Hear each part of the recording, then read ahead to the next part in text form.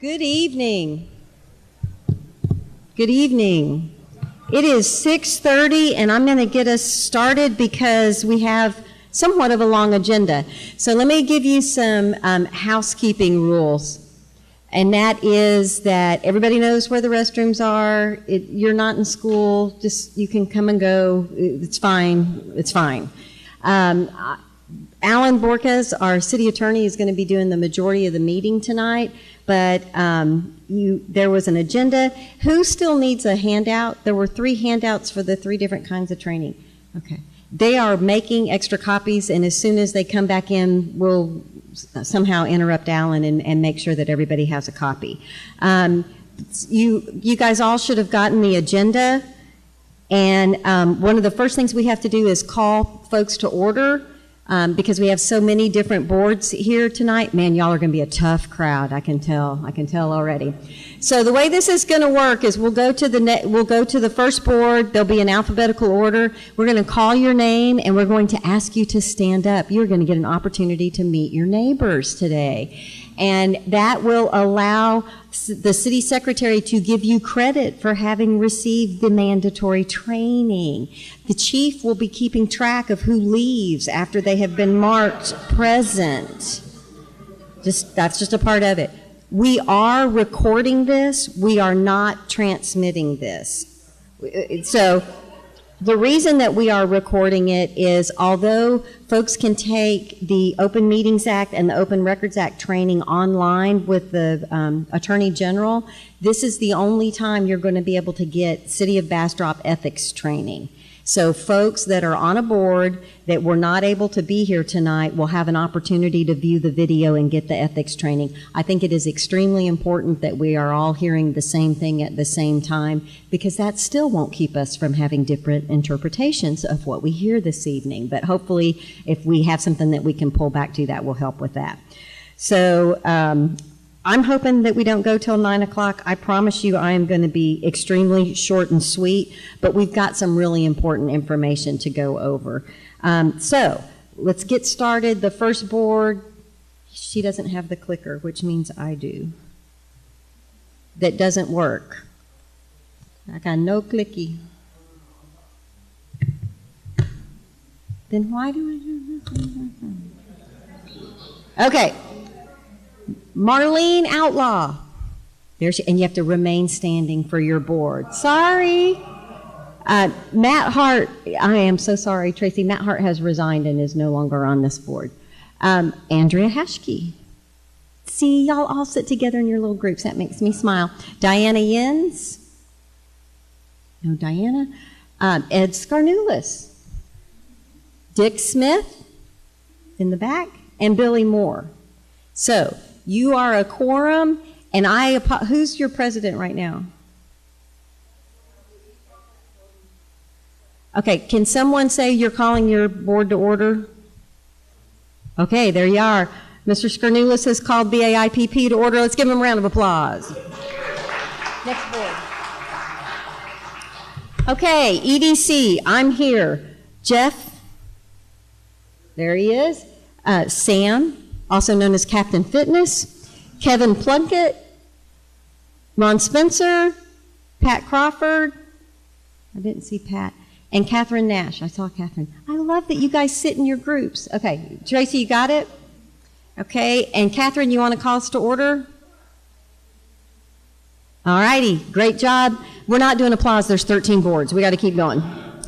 Cemetery Advisory Board, Marvell Wembley, Mary Williams, there she is. Ann Beck, Terry Sanders, I haven't seen Terry, Tom Scott, and Cheryl Long. You don't have a quorum, you don't have to be called to order, but you get credit for being here. Construction Standards Board, Michael Osborne, David McKenzie, Joel Bowman, Chase McDonald, and Cliff Copeland. Chase is not a quorum, but he gets double points for being here. Ethics Commission, the board we need desperately and hope we never use, right? Reverend Bernie Jackson, Barbara Caldwell, I haven't seen Tank, Bob Long, didn't see Bob Long. Okay, don't have a quorum, don't have to call the meeting to order, but you get credit for training. Historic Landmark Commission, Christine Cartwright, Dan Hayes Clark, Susan Long, saw Susan, Blake Kaiser, Matt Lawson, off of P&Z, he'll get double credit, Janine Witten, and Pat Crawford. There we go. All right, so there's two of you. You don't have to call yourselves to order, but you do get credit. Tracy, did you get it? I said I would double check with you, and I haven't been. Sorry about that. Okay, Bastrop Housing Authority, Dolores De Hoya. There she is. Bernie Jackson, Carlton Harris, Janie McFarland, and Phil Woods. Phil's in the back. I saw him. All right, so I need somebody. Who's president? Somebody. Okay, Phil, you want to call your guys? Bingo. Excellent job. Hunters Crossing, Linda is not here. Drusilla, I saw Drusilla walk in. She's hiding in the back. Rick Womble. Hi, Rick. Stephanie White. Michelle Dotson. Mayor Pro Tem Nelson. And Tabitha Puchik. Don't have a quorum, I don't believe, with 3, so. Yes. But the chief is really watching you to make sure you stay. Okay, Library Board, Rebecca Bennett, I don't think I saw her. Carolyn Wigington, Mary Jo Jenkins, they're all sitting together too. Barbara Clemens, Lisa Neese, Becky Schaefer, I know couldn't come, and Jamie McDonald. You guys, you're 4 out of 7. Miss Jenkins has called them to order. Parks Board, Betty Rucker, Dorothy Skirnulis, Kelly Dawson. Yep, there's Kelly. Jimmy Crouch. I made him sit on the front row. I was like, this is like church. Nobody will sit on the front row. And he was very nice. Barbara Wolanski, Josh Gordon, and Jamie Creasy. I didn't see Jamie. Man, you guys are awesome. Who's president right now? Oh, there's Jamie. There we go. Awesome, awesome. Parks Board may be winning. Yeah. Okay, Mayor Pro Tem Nelson, we know you're the council liaison. We get it. Main Street Advisory Board, Bonnie Coffey, Terry Moore, Stephen Bridges, Nassim Kansari. Didn't see Nassim. Oh, she's not on the board anymore. Thank you, Terry. Jennifer Long, saw Jennifer walk in. There she is. Candace McClendon, saw Candace. Sandra Grawunder, and Sean Plesh. I haven't seen Sean. Are y'all a quorum? 4 of 7? Yep. Excellent job, Miss Moore. Planning and Zoning, Cheryl Lee. I saw Cheryl. Thought I saw Cheryl. There she is. Patrick Connell. There's Patrick. Tom Dawson. Richard Gartman. Cynthia Meyer. Look, they all sit by together. I love that. Where am I? Matt Lawson, we said. Debbie Moore, Greg Sherry, Pablo Cerna, and Don Cana. Awesome. You guys definitely. Miss Moore? Excellent job. Planning and Zoning. Zoning Board of Adjustment. Mr. Crouch, Scott Robichard, saw Scott. Pablo Cerna, there he is. Bob Rogers, I have not seen. And Scott Bryant. You guys are 3 of 5. Somebody pretend to call us to order. Jimmy? There we go. Thank you very much. Great job. Trey, do we have youth here? Okay. Is anybody name up here and I haven't called your name? All righty. They have homework. All right. So we have called all those meetings to order. Welcome and purpose. You're here to get training on ethics, open meetings, and open records. Going to turn everything over to Alan, and Alan Borquez, city attorney, does a great job for us. Thank you for coming out tonight. It's a great time to meet each other. Again, for clarification, it is being filmed, but it is not being broadcasted, and the people who will have access to it are people that would have been in this meeting anyway. If you need a set of handouts, please raise your hand, and Ms. Waldron will get them to you, and I will help her. Mr. Borquez, it's all yours.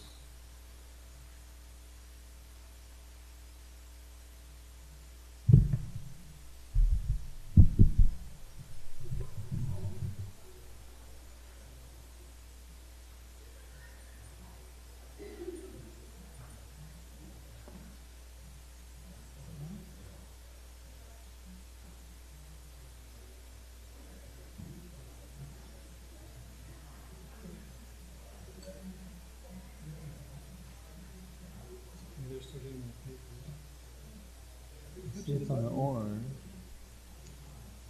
I don't want to leave the orange right now, does it? No, why not? What's it do there, Donnie? Just my vibe. Just being near me makes electronics go nuts. You get a little hard. Put to sleep, yeah, pull the battery out. Green now. Should have thought of that.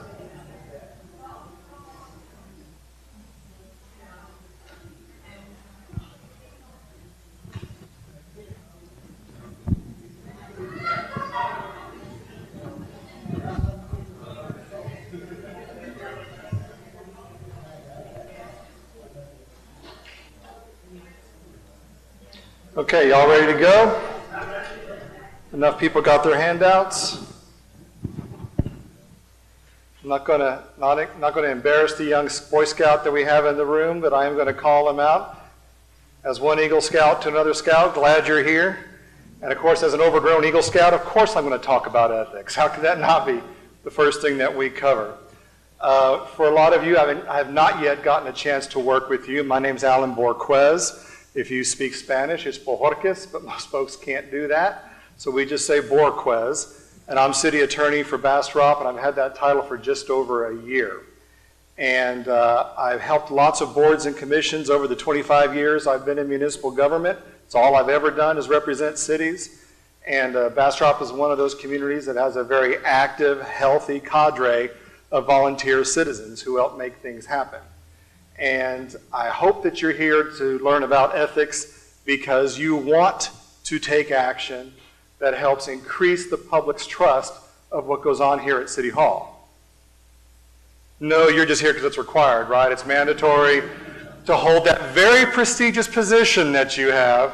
What does being on a Bastrop Board or Commission get you? Is it an autographed parking space with your name on it, or a better seat at a restaurant, or just it's the social stand? I appreciate that you're here to serve.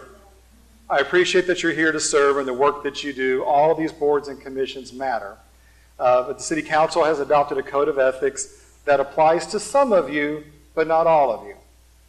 But it's still worthwhile for you to go through this little segment of training because hopefully you will find that it makes you a better public servant, but also it gives you an indication of what to expect from your public servants.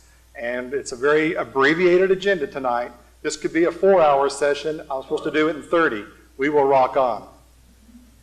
We have a new code of ethics that was adopted in 2018 for Bastrop.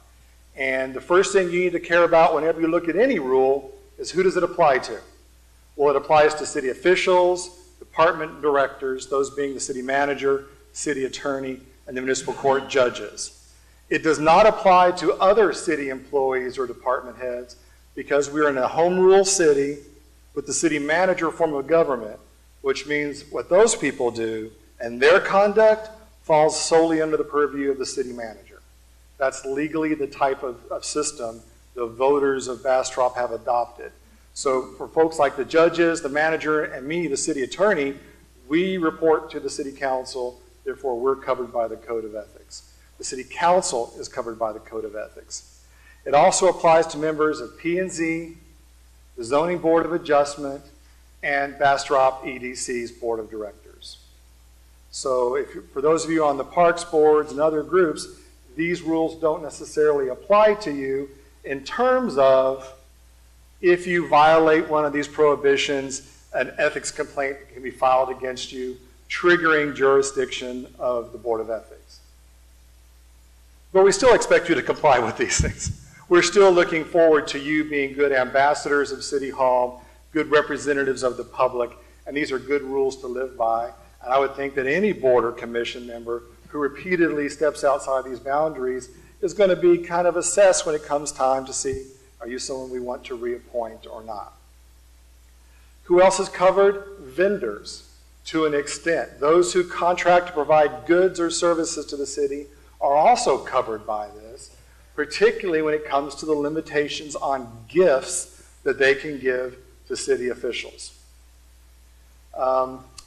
And then, to a very limited extent, former city officials. So for those of you that are covered by this ordinance now, it's going to continue to cover you on a limited basis for a year after you leave office. And the point of that is to basically have what we often call a revolving door clause. You can't come in, do certain things as a volunteer or an elected official, and immediately walk out front door and profit by coming back and working on those precise projects, contracts, or deals that you dealt with as a city official for the city of Bastrop. So a year is a reasonable time period to allow people to transition out of service. For that to apply to the former city officials, they have to be either lobbying or advocating on behalf of a project or a corporation, and they have to have worked on that project when they were at City Hall, and they're getting paid to do this lobbying. If you're doing it as a volunteer, that one-year provision doesn't apply to you. So quickly, that's who is covered by this. Here's the general stuff, which I think is the most important stuff of all. The expectations of the City Council in adopting this rule is that we are all going to conduct ourselves every day, every meeting, every consultation in a way that fosters public trust. Public trust in the United States and government has never been lower. It started taking a nosedive in the 60s and 70s. Some folks blame Watergate or other things.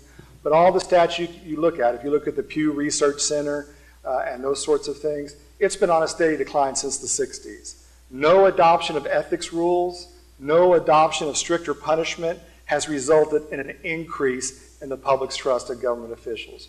But the good news is they hate the feds more than they hate us. And citizens trust local government more than they trust state or federal government. And maybe that's because with local government, it's not just about what we do up here at the dais. It's about what we do when you catch us at HEB or Home Depot or at the park. We're immediately having to deal with our citizens, our public, and be accountable for what we do. And maybe that's why there's more public trust for locals than not. But regardless of that, the council here in Bastrop has still adopted a code of ordinance that says the process that we go by, approving permits, granting contracts, allowing use of our parks and resources, we should be doing that in a way that the public, the citizens, the voters, the business community know we're doing our best for the community as a whole. We're not here doing what's necessary just for our own private, personal interests. So we want to act in a way that upholds the integrity of the organization. We do not want to erode public confidence. And this is a tough one for some. We want to always be putting the public's interest above personal, private interests. Sometimes that means your individual interests. It often for sure means my individual human interest. And sometimes you're looking at someone standing at the podium looking this way, wanting a permit, wanting a variance, wanting a rezone, wanting a contract. And they're definitely advocating for themselves. And you may feel somewhat sympathetic with what they're going through. But you got to ask the question, am I here to serve this one person? Am I here to serve the community as a whole, the community of Bastrop? And then you also have to balance the need to protect confidential information that you are entrusted with the organization's other goals of being as transparent as possible. And that is a delicate thing to do. It's delicate for me to do as a lawyer who has to preserve confidential, privileged information, but I'm working for an organization that has to comply with the Open Meetings Act, the Open Records Act, lots of other statutes that require disclosure, and a city council that has told me to my face, we want to be more transparent. Okay, well, let's balance those things. Well, it's not just for me to do. I get paid for my job. It's for you volunteers to do also, to balance that line between what you're entrusted with. It could be a corporation's private financial data, a human being's private confidential data, but they have to share some of it with you in order to get some sort of permit or authorization from the city. Similarly, you're going to be receiving legal advice from me sometimes. Well, that's a privileged piece of information if it's conveyed to you in private settings.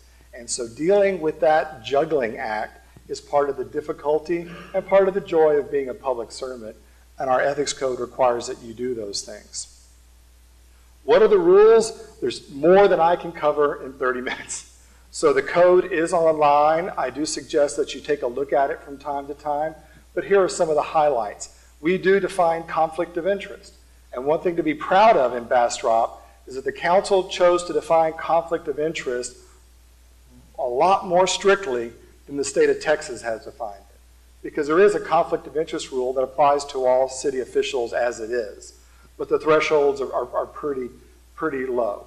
They raised the bar in Bastrop in terms of business interests, income from salaries, ownership of real estate, those sorts of triggers that kick in the ordinance's requirements to disclose your interest and abstain from deliberating regarding those interests.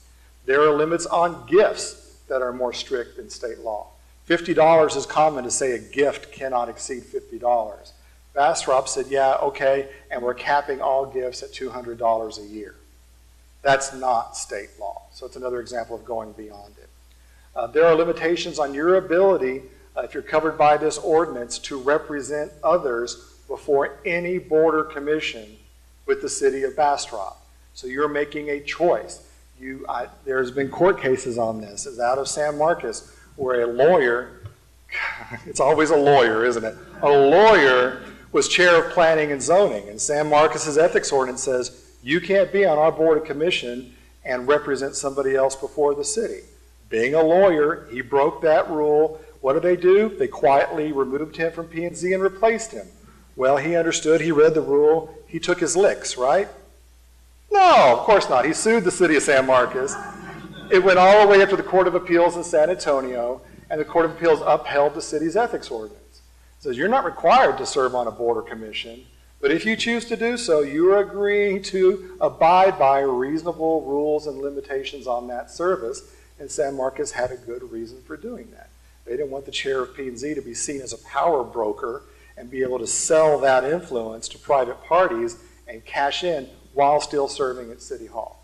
And so we have very similar rules in our code of ethics. We have limitations on improper influence peddling, telling others, oh, don't worry, I got you covered. I'm plugged in at City Hall, I'll get this taken care of for you. By doing that, or even representing to others that you're capable of doing that, you can trigger an ethics complaint against you. Much like state law, we limit your ability to benefit from the information that you're obtaining by virtue of your position here at City Hall. If it's confidential information that you are coming into contact with only because you work here or volunteer here, then you cannot use that for your own private benefit or the benefit of others. And I pick on planning and zoning a lot because I do a lot of that work, and I think about it. All the times that I could have made investments in property, because guess what I know as the city's lawyer who deals with planning and zoning? I know where the zoning changes are coming. I know where the roads are going to be widened. I know where the new sewer lines are going in. I know all these things that are going to make a piece of property a lot more valuable tomorrow than it is today. And how many times have I cashed in on that? Zero. Zero, darn it. So if you want to contribute to my kids' college fund, let me know. It's still not where it needs to be. You can't do it either. If the only reason you know that material is because you volunteer or work here, then you are charged with keeping that to yourself and not sharing it with your brother-in-law. If you want to share it with your brother-in-law and let him profit, move to El Paso. No, you can't do that either. And yeah, I'm from El Paso and ethics advisor to El Paso, so yikes. Abuse of resources. This should not be a thing, it's a thing. But no, we can't buy a new backhoe here at the city of Bastrop, and Trey gets his new piece of heavy equipment, and you arrange for it to go onto your private piece of property and do some work for you on the weekend. It's not getting used anyway, right? No, of course you can't do that. It happens all the time. There are communities near here where that has happened in exactly that scenario, whether it's getting paving equipment or paving materials, things that are purchased for City Hall, and using it for your own private benefit, not the public's benefit. That'll trigger not only ethics complaints in Bastrop, don't be surprised if the Texas Rangers come knocking on your door, because they tend to investigate corruption in government officials. Abuse of your position, which we define in Bastrop as discriminating or harassing someone because of their protected class. So in addition to whatever civil rights liability the city may have for your actions, you may have some ethics issues to deal with if you're using your official position to stomp down on someone. And then there's one, the subsequent employment one, where once you leave office, whether you're an appointed person like me, a department head or a volunteer, the limitation on your ability to work for someone else, getting paid to deal with those issues that you dealt with when you were at City Hall. So those are just a quick highlight of the rules. I encourage you to read the details and understand what they mean to you. When it comes to implementation, this is not just a resolution. I'm surprised at how many cities in Texas have just adopted their code of ethics by resolution, and there is no administration, implementation, enforcement at all. Some of the largest cities in Texas do not have an ordinance. Well, we have a local rule adopted unanimously by your city council, and it's got an implementation mechanism. The Board of Ethics is here tonight. That is the front line for dealing with these things. Training is required. That's why you're here. You're not here because you heard the Allen Show was live and in person. You're required to be here, so thank you for doing that. We have a process in our code for advisory opinions, which I am a big believer in that. I think the goal of our ordinance is compliance. It is a more ethical group of people serving the city of Bastrop. It's not punishment. We can do that, but the goal is compliance. So you get to that first through training. You get to that second through advisory opinions. If you're unsure, if you need to abstain from discussing something that's coming up on your agenda, you can ask for an advisory opinion in advance. You can ask my office for the advisory opinion. I'm capable of giving that. If I feel I'm conflicted for whatever reason, maybe I'm beginning to think your interests are contrary to the city's interests, we have a process for naming a special counsel. Not me, but another lawyer to come in who never works with Bastrop, doesn't know any of you, and offer an objective opinion. And then, of course, the Board of Ethics can also offer advisory opinions. All of that assumes you're paying attention to potential conflicts and you ask far enough in advance. And, of course, you're all welcome to hire your own lawyers. You're all perfectly welcome to have your lawyer on speed dial, and if you think a piece of property that you own or your spouse's business is about to get you caught up in this, get the opinion of a lawyer you know and trust personally. We have a complaint procedure. We're very specific about what ethics complaints have to contain.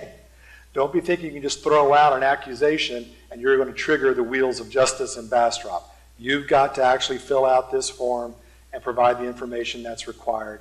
There's a preliminary assessment where a subcommittee of the Board of Ethics will pre-screen your complaint and decide, if I assume everything in here is true, does this add up to a violation of the code or not? I mentioned El Paso, a place that I've done a lot of work, and there's been cases where if you assume everything in this complaint is 100% true, nothing in our code of ethics prohibits this. Oh, but doing this is a violation of the Open Meetings Act. Well, then go talk to the district attorney because they enforce that statute. In El Paso, they do not enforce the Open Meetings Act in their ethics process. Well, a lot of folks are very upset at my conclusion in that case. But again, I'm looking at the complaint, I'm assuming the facts are true, and I'm reading the actual rules. But we have a process to do that. And one reason we do it early on through the preliminary assessment is to keep an ethics complaint from being blown out of proportion if it can't be substantiated.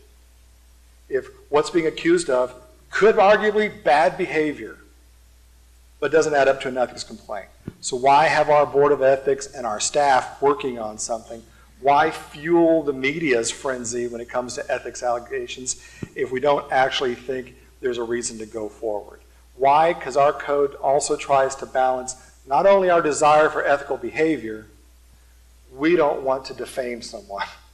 We don't want our process as a government entity to be used just to pursue political grudges, neighbor-on-neighbor violence, city council member on city council member violence, which was the El Paso scenario I was describing. We want to actually advance ethical behavior, and we try to adopt rules that allow that to happen. If it goes forward, there's public hearings, we guarantee due process, and there's a way to sort these things out. Then there's a laundry list on slide 10 of all the state laws, which again, I could spend an hour cutting you through these. I'm running out of time rapidly. These are all the state laws that apply to city officials, and they apply in varying degrees. But good old things like bribery, coercion, abuse of office, official retaliation, all the sorts of things that district attorneys and the Texas Rangers tend to get involved with when there's corruption at City Hall. Some of the same things we regulate, gifts, honoraria, transportation, meals, are also covered in state law. And I gave you the citation in case, did I click too far, Colin? Did I break it already? I gave you all those citations. These days, you can just use whatever your web browser you want to and type in the citations that I've given you, and it'll pull it up for free. And never before has the law been so accessible to our people. You can look these things up and actually read what the statute is if you'd like to educate yourself. The conclusion I wanted to get to is something that I feel very, very strongly about. It's my orientation as a municipal professional. Democracy is a process. It's not a result. And so you may think you know what result you want to come out of your board or your commission meeting. You may think you know what result you want the city of Bastrop to adopt. And we may get there or we may not. My primary concern is that the process we use to get to that answer is one that is ethical, that is just, that is fair, and it's based on the law. And if we do that consistently, overall, those of us who live and serve Bastrop are going to win. So I urge you not to get too focused on that outcome and instead keep an eye on that process. The city's values are not something you have to guess at. They're stated pretty clearly in the ethics ordinance. And I hope that you share those values, you internalize them, and you act on them daily. If you look at our list of values and you find a conflict with yourself, then I think you've got to be wondering, why am I here? Why am I doing this? This is not me. We have to earn the public's trust every day. I don't think it's something we're born with, not in 2019, not in the United States. And so with every meeting, every action we do, we have to hope that the public is going to trust that we're doing it on their behalf, even when they don't like the answer, even when they don't agree with the conclusion that we've reached. I ask you to abide by the rules. I've given you a really quick rundown on the ethics rules, but the city's rules. We have a code of ordinances that touches on most everything you and I do. We also have a charter, which is rules adopted not by the city council, but by the voters. That is often forgotten as a source of rules. It's a source of authority, and it's also a source of limitations on our authority. It's our Constitution, and if you're going to be a board member, advisory board member, a commissioner, you have to follow those too. I will not be helping a city adopt and enforce a rule that mandates you avoid the appearance of impropriety, because I don't know how to do that. I don't know how to gauge whether or not you made steps to avoid the appearance of impropriety or not. I'm very reluctant to make you come stand here and have a public hearing on whether you avoided the appearance of impropriety or not. So in our code of ordinances, we put some pretty clear rules. They can be proven, they can be defended. But I'm still asking you, as one public servant to another, try to avoid the appearance of impropriety. If you think you're forcing it, if you think you're getting too close to a line, I think you really need to think about it. I respect those city council members and those advisory board members who often will say, well, I read the code of ethics, I've read state law, and I do not think I have a conflict of interest under either one of those. But because I volunteer for this association over here, it just doesn't feel right, it doesn't smell right. I'm going to sit this one out. In fact, I'm going to step outside and get a cup of coffee. I can't argue with that. Who am I to tell that board member or that council member that our statement of values should trump their statement of values? No. Avoid the appearance of impropriety. It's the better way to go for yourself, your family's reputation, and for those of us who safeguard the city of Bastrop's reputation. I encourage continual training. If you're interested in ethics, it's kind of a pet interest of mine. All the books that I've read talking about corporate ethics, government ethics, individual codes of conduct, they all say the same thing. More rules do not result in better behavior. Harsher enforcement does not result in better behavior. What results in better behavior?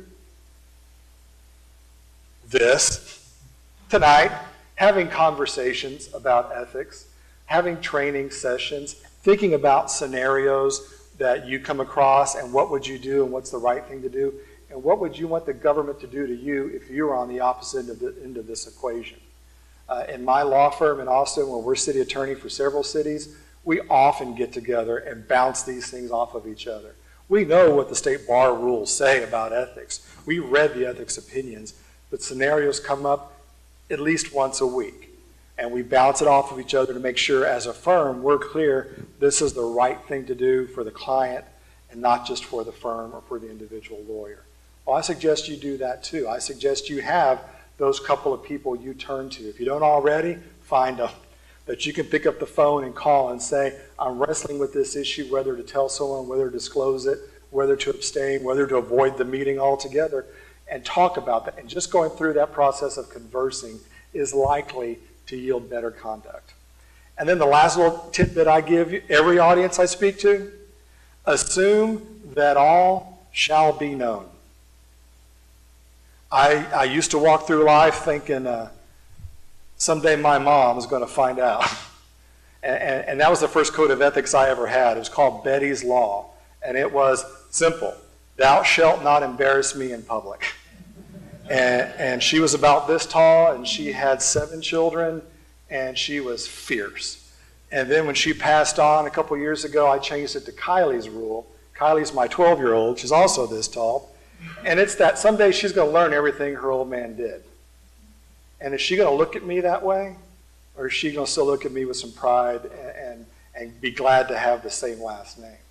Well, if you assume that everything you do is going to be known eventually, would you still do the same thing?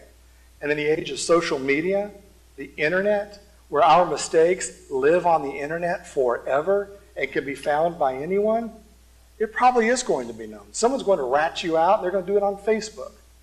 So why are you nudging so close to that line? Maybe you didn't step over the line, but you sure cuddled it. Well, why would you do that? Is that really what you're in it for? And if so, I would ask you to rethink, why are you wasting your time coming to your board and commission meetings? You need to be off doing something else. And I pushed the wrong button again. I pushed the advance button. It's called gaslighting. He was gaslighting me, trying to make me crazy. Thank you, Colin.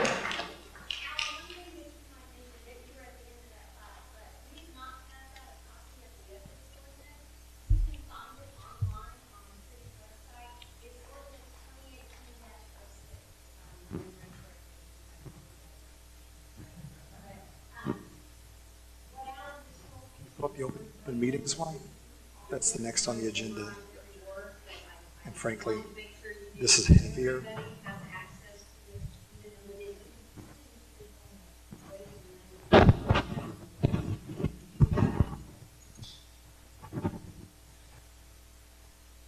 Okay, lightning sessions. Now we're getting to something that's required not by state law.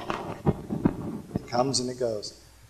Open government, and that's the term that I use to cover both open meetings and open records. For those of you that are on the city council in the room, you're required to go through this training within 90 days of taking office. Board of Adjustment and P&Z members are also required to do that. The other boards and commissions probably are not required to take the training, but the law still applies to you. And so it's a good idea that you are taking the training. And you know, I first gave my first open meetings, open records speech to about 300 city officials for the Texas Municipal League back in 1997. I knew nothing about the statute until about 2 weeks before the conference, and so I had to dive in. I've since spoken to big groups about this topic about 6 to 10 times a year since 1997.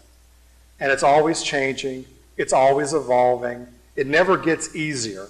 It only gets harder, but it's worth doing. And so we're so beyond the days of griping and moaning and complaining about the Open Meetings Act or the Open Records Act. They are facts of life. They are key parts of having representative participatory democracy. And so I will give you the most nuts and bolts version of this I can. And at the end of it, I'll give you a couple of websites you can go to learn more information if you want to learn more about this topic. we start with the 6 points I want you to remember, because you're going to walk out of here tonight at 9 and forget most of what I've told you. That is a scientifically proven fact. So can I ask you to remember these 6 things? Number 1, assume that all data is public. Whether it's the piece of paper we handed out to you tonight, it's an email you receive tomorrow, it's presented to you during one of your meetings, assume it's all public. And if you don't want to release it to the public, then we start looking for exceptions. So if you assume, you just internalize that every bit of news, data, files, papers, digital blips you get is subject to the Public Information Act, you will have an easier time in your service with the city of Bastrop. If you're the opposite, you think this is mine, mine, all mine, and we have to pry it out of your hands, you're going to have a rough ride. You're going to make me rich, but you're going to have a very, very rough ride because we're going to spend a lot of time lawyering those situations, and frankly, I don't want to get rich that way. The second thing to remember when you go home at 9, beware of email. I love email. The ability to transact legal business by email has allowed me to be city attorney of my hometown of Horizon City out by El Paso. I've been city attorney of Presidio. I've been city attorney of Marfa. All by email and telephone. It's a fantastic tool. It's a terrifying, terrifying tool. Be very, very leery of email, and we'll talk more about it later. Think before you create. Yes, I had to go to graduate school and law school to tell you that. It's the best piece of advice. Does this piece of communication, does it need to be sent by text? Or maybe email's better? Is email the right way to send it? Or should it be printed out on city letterhead and signed? Or maybe it doesn't need to be in writing at all. We should have a phone call. No, an in-person meeting, that's it. Actually, maybe I'll just shut up. You have to answer that for yourself each and every communication. But guess what? When you make that choice, you're also kind of answering it to the people who sit up here.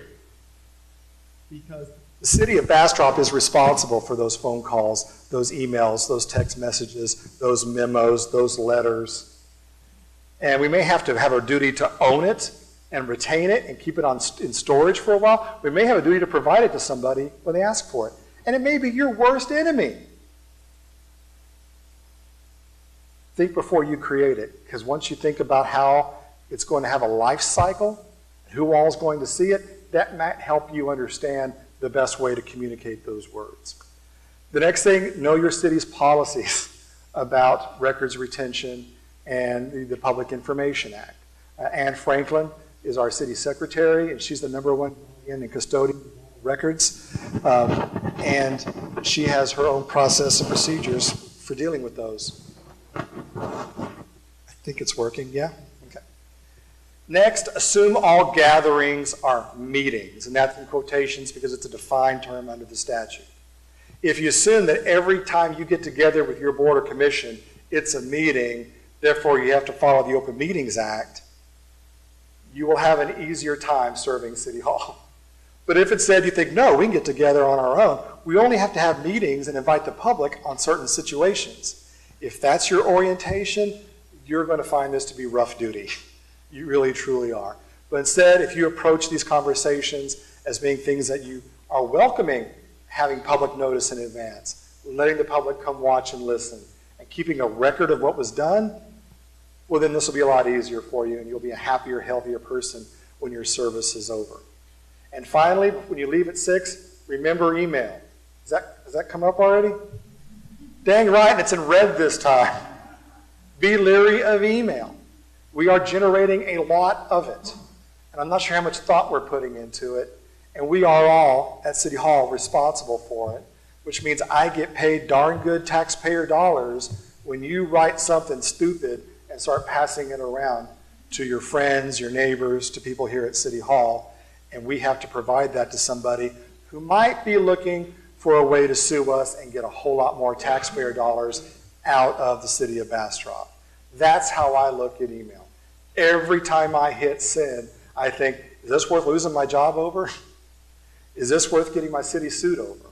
How hard do people have to work to generate the revenue to create the taxes to pay for this email I'm about to send? maybe I'm not going to send that email. Maybe it's just not the right thing to do or the right way to do it. And if you start thinking about emails and text messages that way, you're doing us a favor here with City of Bastrop. So now we launch into the substance. I'm kind of confused where I am.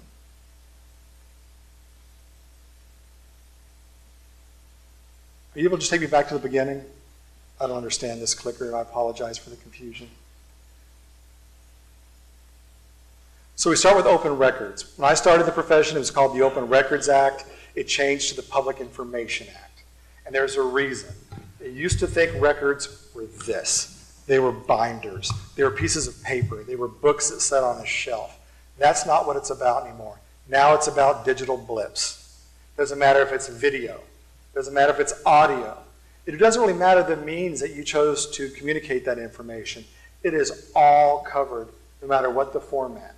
The Public Information Act covers information created by the city, created for the city, or shared with the city to transact business.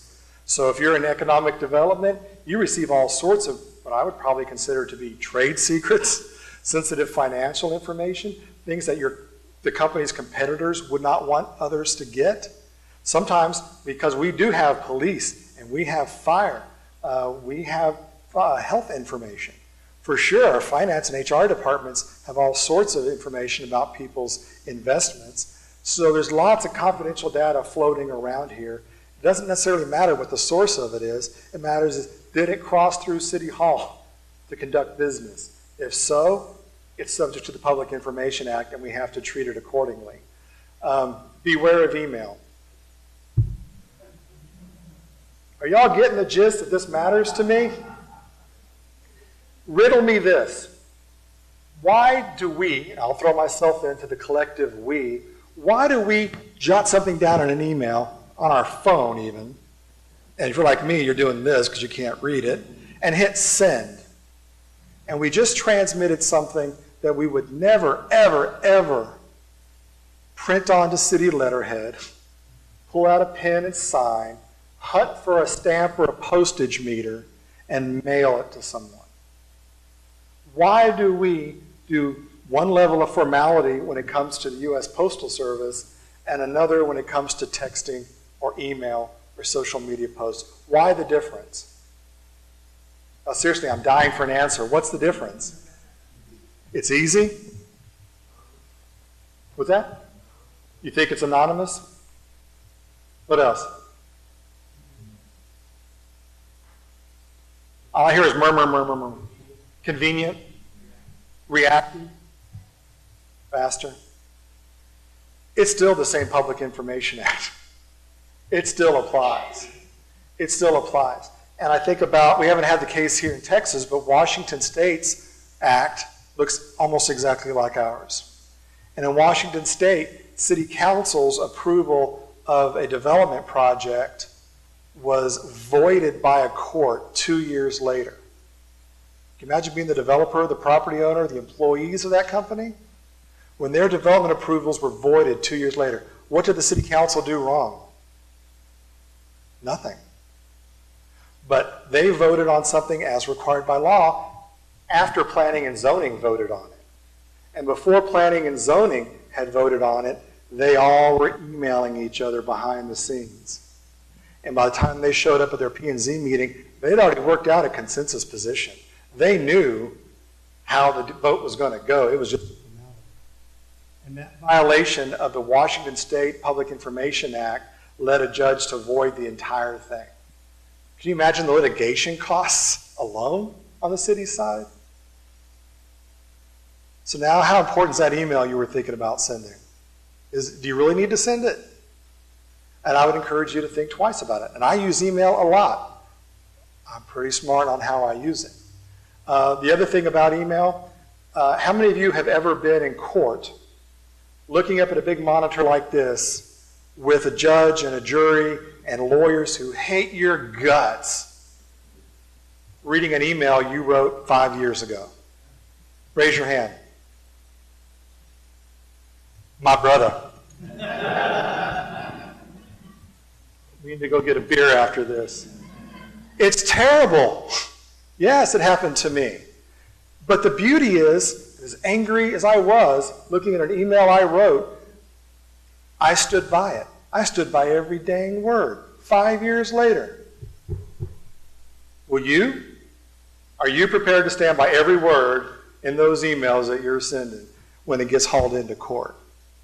Because if you're not ready to stand by it 5 years later, or worse yet, have your successors, because you're gone, you'll be off finding something better to do. We're going to have to live with your email all those years later. And yet we're cranking them out like crazy. It's a wonderful thing. It's a terrifying thing. And the first thing plaintiffs' lawyers do, before you ever know they exist, they get their secretary, a name you've never heard of before, to file an open records request against the city. And what are they trying to get? All of your email. And then, after that, they file their lawsuit and we go through discovery and behave like gentlemen and ladies and follow the rules. But they're doing their real discovery through the Open Records Act before you ever know they exist. It's a terrifying, terrifying thing to have as somebody who safeguards municipalities. Drafts and internal documents are something we can't protect occasionally. You got to be careful with them. If you want something to be considered a draft, you want it to be considered internal only, please mark it. Use the header, use the footer, use the watermark feature. Heck, get a red Sharpie and write confidential. That at least gives guys like me an argument when we go and argue to keep this out of public hands because we think it's detrimental to the city. But just because you mark it doesn't make it so. It just shows your intent to keep that document confidential. Personal versus official? Yeah, I don't know if there is a difference anymore. The courts and the legislature has said it doesn't matter whose device you're using to conduct city business. It does not matter who pays for the internet service or the cellular service. What matters is that you are creating public data. So even though you've got your laptop at home or your cell phone that Mayor Connie didn't pay for, the city didn't buy it for you, you bought it yourself, but you're using it to conduct city business, that means you're creating public information that we're responsible for. That doesn't mean I get to look at your phone and look at all the pictures of what you're about to go do on Mardi Gras. It doesn't mean any of that. But it means that those public documents that you're saving at home or saving on your devices really belong here. And Tracy Chavez, you have to get access to those records because you're the Ann sitting here tonight. We're responsible for those blips. If you don't want that stuff on your home computer, then don't save it there. If you don't want those records in your home filing cabinet, don't take them home.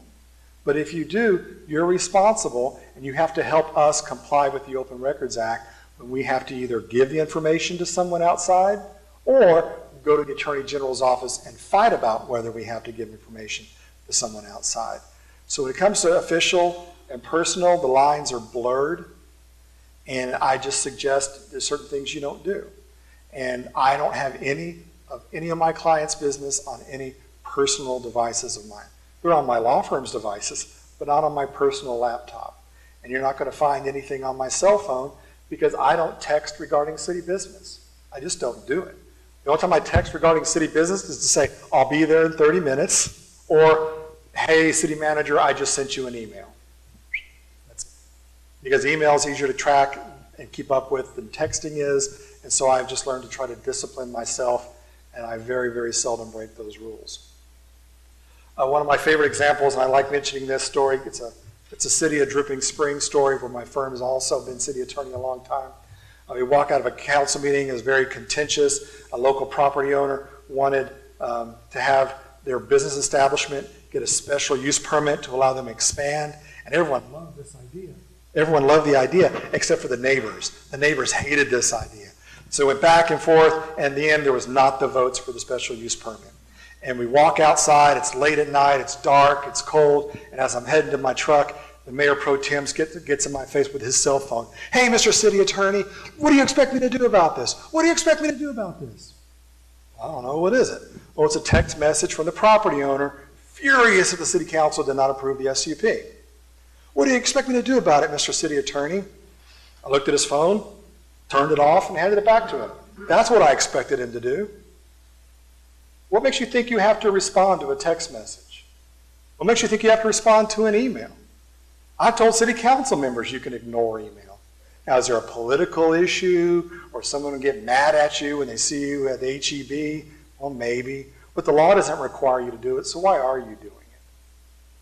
And so I refuse to text about substantive city business ever. My text messages are not going to, if someone subpoenas them, they're going to be very disappointed when AT&T hands over nothing of interest, because I refuse to use those tools to do so, and I had to teach that mayor pro tem to do the same thing. I'm skipping to the form of request. They can request data on any form they want to, email, fax it, a letter. We have a form here. We make it available on the website.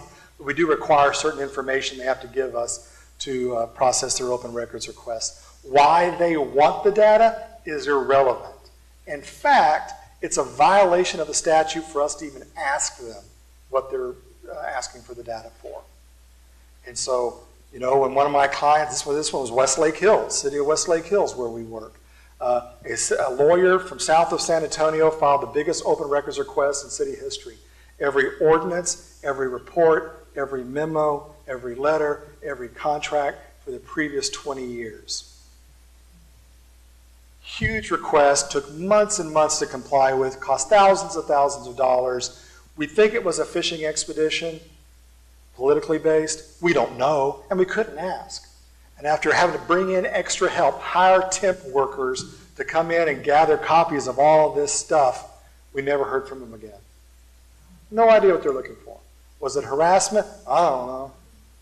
But whew, if they're looking for something to hang me on, or the manager or the mayor, they didn't find it. But they get to do it, and we don't get to ask why.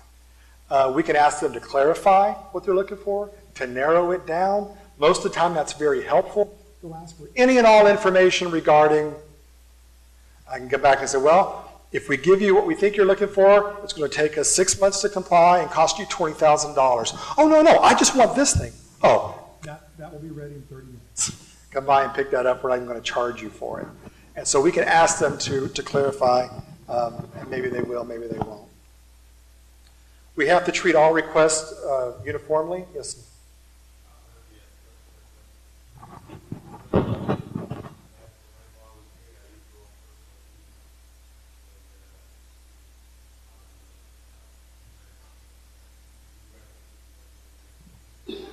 The question is, should you have separate devices or separate email accounts? And I think that's the easiest thing to do. If I were right now put onto the Parks Board for City of Bastrop, I would create an allenparksboard@gmail.com or Yahoo or Hotmail or whatever, because you know these days it's so easy to have multiple email addresses in your Outlook or whatever software you use, and I would be disciplined, and that's the one I would use. Because cities can't afford to give licenses to everyone for an email address. So create your own and be disciplined. That simplifies things. Do I think you have to? No. That's one way to deal with it. And that's what I would do if I were in your shoes. Timing. Who knows when an open records request response is due? We have to give them the data. Who knows? Yep. 10 days. Is that the only answer? One brave volunteer?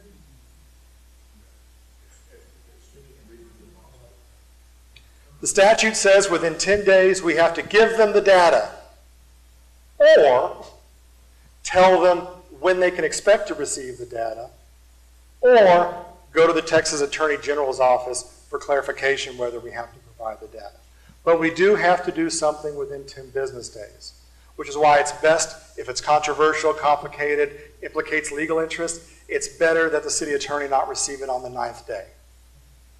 You can do that, but a little bit of heads up would be nice.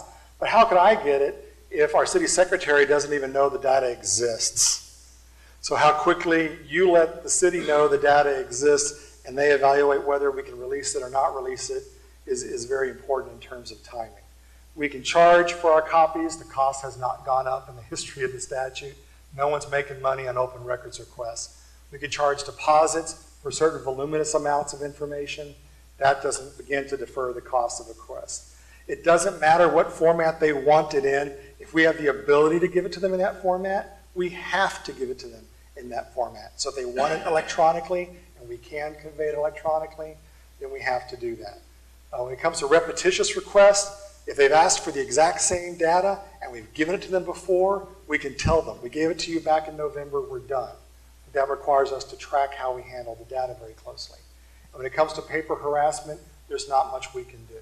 The legislature, the courts, and the Attorney General are not really interested in what an inconvenience it is, particularly for smaller departments, to handle voluminous open records requests.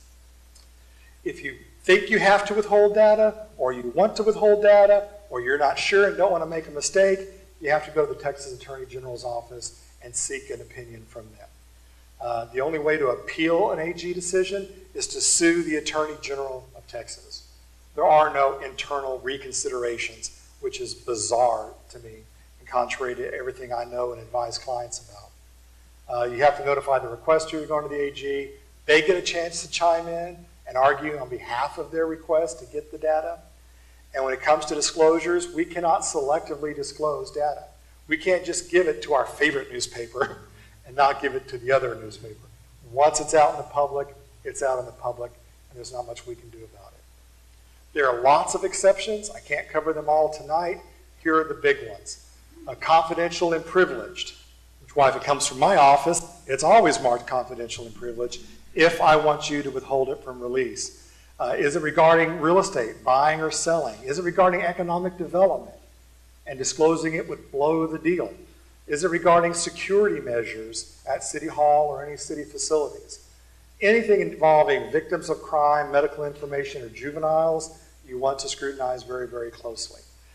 Particularly those of you on things like P&Z and BEDC, confidential, privileged, financial, trade secret information comes up all the time.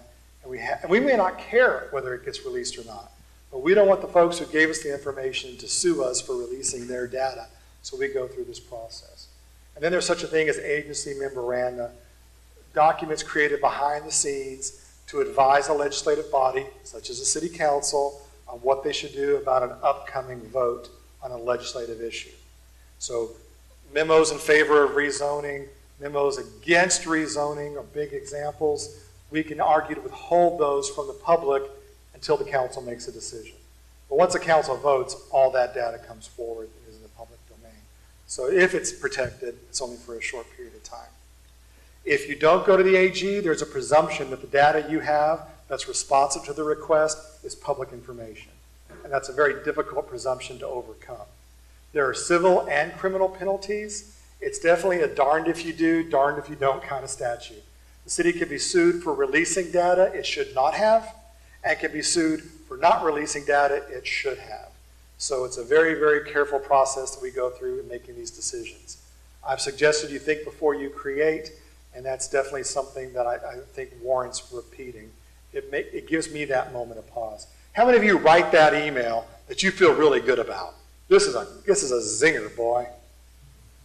And you save it to your drafts folder and come back the next morning. You've had your cup of coffee, you open it up. Oh crap, delete, delete, delete. I ain't said, y'all do that also? It's a daily exercise for me. Boy, this time I'm gonna send that email that really sets Mayor Connie straight. No, I'm never ever sending that email.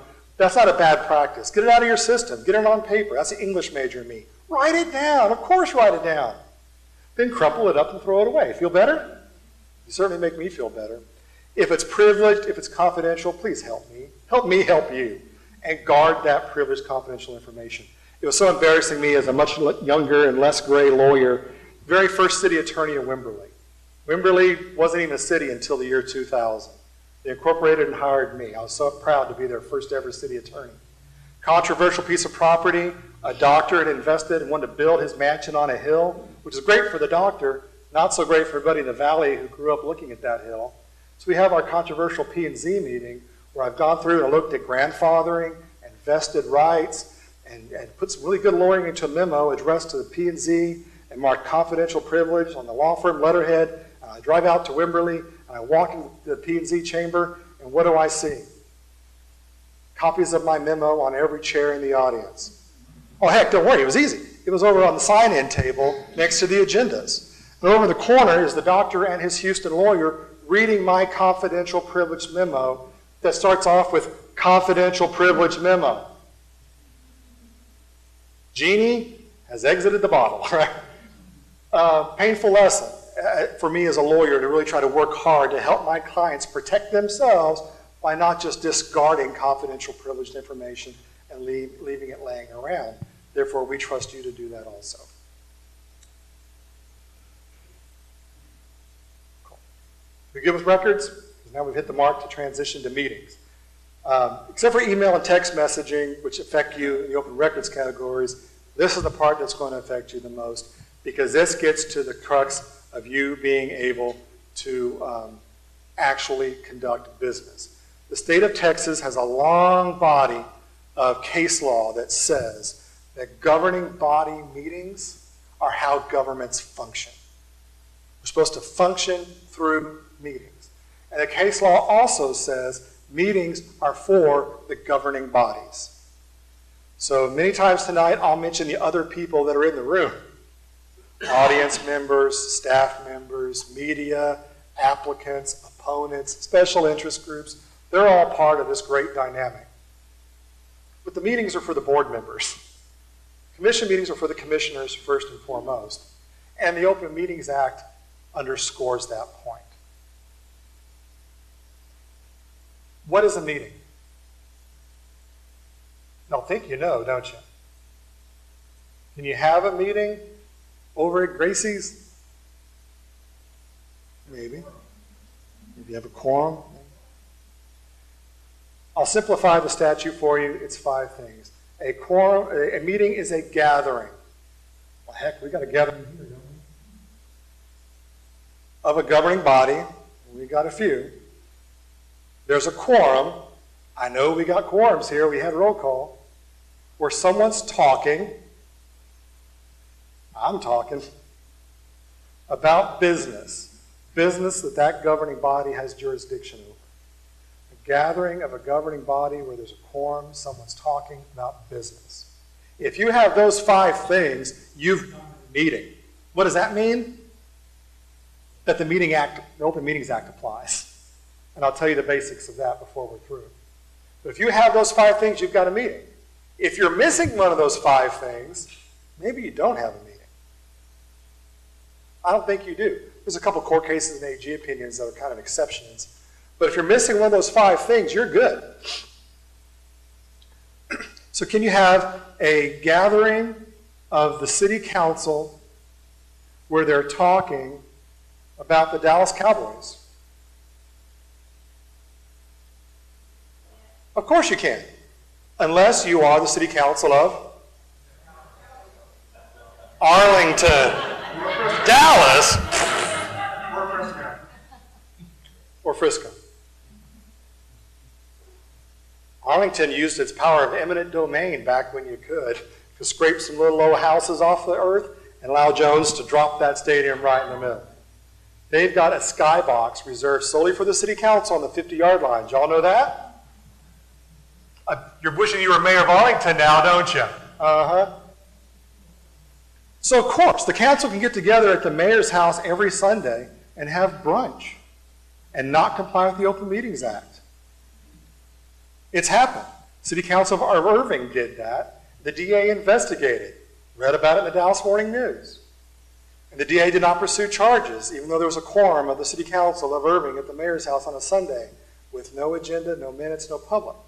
Because the DA said all he could find upon concluding his investigation that at the mayor's house that Sunday morning, there was the mass consumption of orange juice and waffles.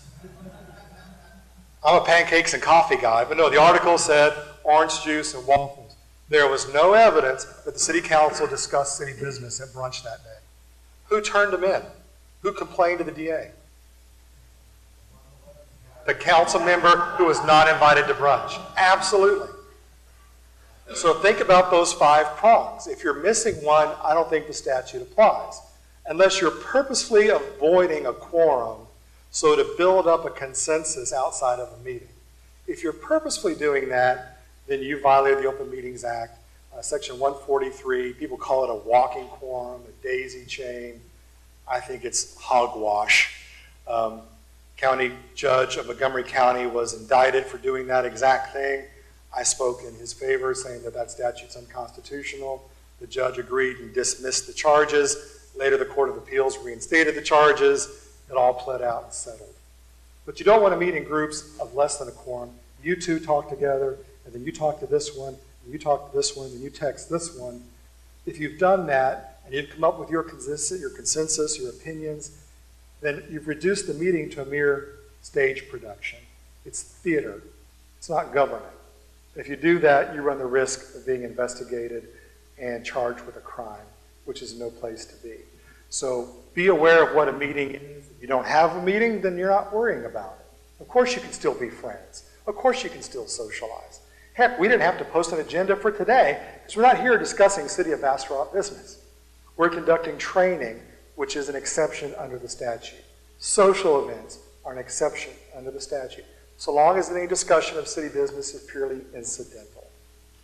So surely you people can find something other than zoning board of adjustment work to talk about when you find yourself gathered at the same sporting event or restaurant or somebody else's retirement party or whatnot. Where do meetings have to take place? What are the geographic boundaries for meetings under the Open Meetings Act of Texas? What are our geographic? Must all Board of Bastrop meetings take place in the city of Bastrop? Bastrop County? What's the limit? State line. State line. Which is interesting because when I interned for the city of Lubbock 25 plus years ago, my council used to go from Lubbock to Ruidoso, just 3 hours away, have great retreats, broadcast live on TV. The media was there. They won awards for the comprehensive plans they put together during those retreats. They can't do that. They can't travel 3 hours to Ruidoso anymore. They can travel 11 hours to South Padre Island. Absolutely legal. What's the public interest there? I'm lost just a little bit. So as long as you stay in Texas, you can convene your meetings. If you're a purely advisory board, the rules don't apply to you. My problem as city attorney is it gets hard for me to tell sometimes when you're purely advisory. Are you making recommendations on policy? Are you making recommendations on contracts? Are you making recommendations on rules that apply when someone can rent ball fields, when they can't? At some point, you start crossing the line, and that's why it's always my recommendation, just comply with the statute. Just comply with it. Staff meetings are exempt. So we can get all the department heads together in one room, close the door, and no one gets to stick their head in. Not covered by the statute at all. Be wary of action without meetings. San Antonio did it old school. San Antonio has a history of giving grants to civic groups, nonprofits, to provide services. We do something similar to that here in the city of Bastrop. We could run sports and athletic programs for the youth, and instead we contract with the Y to do some of that. It's not uncommon. But a new city council member got elected to the city of San Antonio and said, oh, regarding our grants program, this group here, I don't like them, I don't support them, and when the budget comes around, I will not be voting to appropriate a grant to this group. And he put it on City of San Antonio letterhead and signed his name to it. Old school. And he passed it around, and one by one, a majority of the city council members of San Antonio signed on to the same letter. So what do you think happened? Come budget time, that nonprofit did not get their grant. Do y'all know what kind of nonprofit it was? It was a gay and lesbian alliance. And I mention that only because, in my experience, that particular type of advocacy group is very organized, very motivated, and lots of very strong professionals as members, which meant they fought it in the courts, all at the Court of Appeals, permanent injunction against the city of San Antonio, and San Antonio had to pay all their legal fees and court costs. Ouch. That was civil. The DA could have gone after them criminally and didn't do so for one reason or another. That's action without a meeting. So now should we talk about email again? Or text messaging? How easy would that have been? Y'all want to talk about Facebook? How easy would it be to go on to Twitter? And within just a few clicks, I know exactly how my P&Z, Board of Adjustment, BEDC is going to vote. Yikes. And there's a digital paper trail that will live forever and be used by the prosecution. So you just don't want to do it. You want to be very, very leery of those sorts of things. Executive sessions, there's only 7 of them. This slide's actually missing one. Consultation with attorney, you can go behind closed doors. Personnel matters, hiring, firing, interviewing, disciplining, behind closed doors. Economic development, if discussing it out loud, would scuttle the deal. Real estate, buying, selling, if discussing it out loud, would mess up the deal. You can go behind closed doors to deliberate. Gifts, usually it means receiving a gift. It's rare, it comes up. In my beloved city of Dripping Springs, a dear old family gave us $1 million piece of property. Awesome. And I'm sure they got a very hefty tax write-off for it. I know, I wrote the letter to the IRS as the receipt. But it had strings attached, not to be used as ball fields, no outdoor lighting. It's a hike and bike trail for bird watching. Take that deal or not is probably something you don't want to discuss in open the first time. So you can go behind closed doors to have that conversation. They took the deal, and if ever you got the chance, go to Charo Ranch Park in Dripping Springs. It is gorgeous, it is huge, and it's a major birding center in the region. That came from a very benevolent gift from a local resident. That's what the gifts one means on this exception. The next one is, actually electricity is on there. You're one of the few clients I have that can do that. If you have competitive issues to discuss about P&L, we can do that behind closed session, what the rates are going to be and those sorts of things. Only cities that have their own municipally owned electric utility have the benefit of that session. If what you want to talk about doesn't fall underneath one of those categories, you don't have a right to go behind closed doors into executive session, so please don't do so. You can have joint meetings, just pose joint agendas. I've had clients where City Council and P&Z met together. I've had councils that met with the LCRA Board of Directors before. We just go through the same process of posting agendas and keeping our minutes. One thing I love about the Open Meetings Act, there's a little bit of flexibility in there, a little bit of room for forgiveness, and that is ratification. When I come across a client that's held a meeting and taken action, but they completely screwed up the agenda, my advice is to quickly repost a new agenda and do it all over again. Did I ever tell you about the chief of police? So nice, we fired him thrice. Sorry, James, you may want to tune out on this one. If you can believe it, a client actually fired a chief of police without calling me. What are they thinking? So then they called me. I told them you got to do 2 things. You got to post the agenda, and here's the wording for it. And you have to give him notice, because police officers are entitled to extra notice under the government code when you have a complaint against them. Well, they gave him the memo describing all of his sins, but they still did not use the agenda language. So when they fired him the second time, it wasn't good. So we had to come back and for the 3rd time, fire this person with a really good, solid agenda posting. We had to pay him back pay for that 3-week gap in benefits, but he was good and fired. He sued, and the city's insurance settled for reasons I'm not clear on, except for they don't like fighting lawsuits. And then he sued me for defamation. That stung just a little bit. Why? Because at the meeting he said, I want this memo read out loud. The one that you've been given? Yes. Mr. City Attorney, will you read the memo? Yes, ma'am, I will. I read the memo that the chief asked me to read, and then he sued me for reading the memo. Oh, the games we play, the games we play. But we can go back and ratify a busted or erroneous or vague agenda item by doing it over again. And we're vulnerable for what happened in that middle period, but at least we can fix it going forward. When it comes to excluding people, you go into executive session. Who has the rights to be there? The City Council has the right to be in their executive session. P&Z has a right to be in their executive session. Anyone else invited in is because they're germane to the conversation. So whether it's your planning director, your city attorney, your city secretary, public works director, whoever is germane to that conversation, you cannot pick and choose members of the public. You cannot pick and choose which media you like and have them behind closed doors. You can't pick what is legally your adversary. Even though bringing them back behind closed doors might help you settle a dispute really quickly, you're at odds with them. You can't let them back there. And awkwardly enough, I've had to say, no, Council Member Smith, you can't go behind closed doors with the City Council. You've sued the city. But I'm a councilman. Yes, you are. Who sued the city? You are excluded from executive session. And that's painful to go through, but happens more often than I'd like. Information received in executive session is not necessarily confidential by law. The Open Meetings Act is silent on it. The Attorney General's office years ago said it's silent on it. But I'm here to say in the city of Bastrop, we treat it as confidential information. You can run into difficulties under the Code of Ethics if you disclose what's said in executive session. You also may find you're not going to be serving on our boards or commissions much longer. I encourage you, this is me pleading with you, to honor the sanctity of executive session.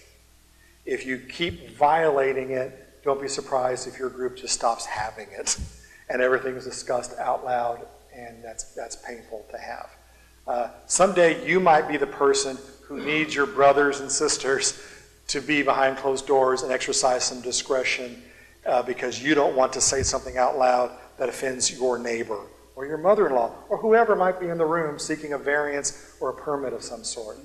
So this is one of the things that drives city attorneys crazy.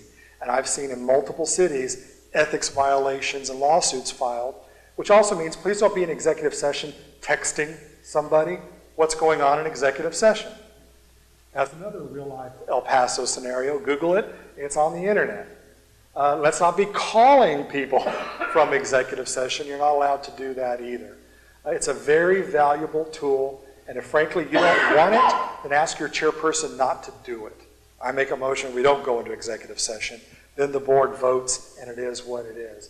But I think it is a very powerful tool, and one that even if you hate the other person's guts in your executive session, honor the confidentiality of that. It makes for a healthier process and a healthier municipality. Just because I come and hand you this piece of paper in executive session doesn't mean it's confidential. Now, if it's from the attorney and says confidential privilege, then okay, it is confidential. But just because you receive something or hear something doesn't mean it's confidential, but we treat it that way. One thing I will do, if I'm handing out something to you in executive session, expect me to collect it back. I'm not giving it to you, I'm loaning it to you for the duration of that executive session. Because I want you to understand, but I don't necessarily want you to feel responsible for whether or not you disclose that information later on. So I'll just take it out of your hands. So what's the Open Meetings Act really about? It ain't hard. We have to have agendas. They have to say who, what, where, when, why. Who's gathering, where are they going to be, when are they going to be there, what are they going to talk about. We don't have to come up with every possible action that you could take. We just have to disclose the subject matter, the topic that's going to be discussed. And then folks out in the public know if I care about that topic, I need to show up and see what they do. The agenda has to be posted 72 hours in advance, uninterrupted view, physically posted at the meeting place, and it has to be online.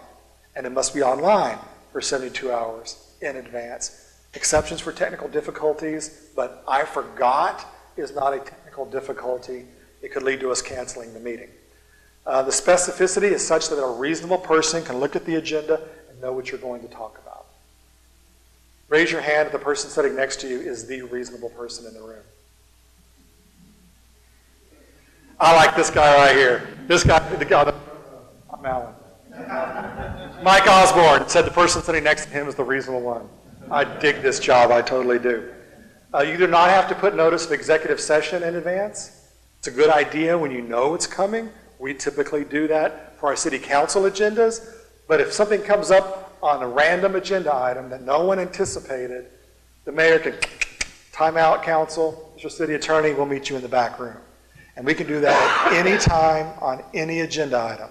And if you're P&Z or ZBA and you've got that oops moment and you don't want to table it or skip it, then that's a talk to your staff member who's your liaison and say, yeah, can we table this to the end of the meeting and you see if the city attorney's available? And that's why I keep my cell phone with me at nights that I know my clients are having meetings. In case something comes up, you didn't ask me to be here in advance, but oops, it's here and we need some emergency advice. And so that's something that you're able to do. I am able to participate in executive session via telephone because I am not an employee. The law makes an exceptions for lawyers that are not employees. We cannot have generic agenda items that say things like chairperson's reports, chief of police reports. You have to have more detail in that, more substance than that, and we do that here. The only time the council is allowed to discuss things that aren't specifically called out on the agenda is when they're discussing civic events. Oh, I showed up at the Hot Rod Car Show. Oh, I went to the Veterans Affair event. Okay, there's an exception in the statute for those sorts of things that allow them to talk about it. We even got PowerPoint slides up about it, even though they're not specifically called out on the agenda. Otherwise, your conversations are limited to those items that are called out on the agenda. You can have an emergency meeting with just 2 hours notice. It's very rare. An emergency is an imminent threat to public health, safety, and welfare that was not reasonably foreseeable. That's a tough standard.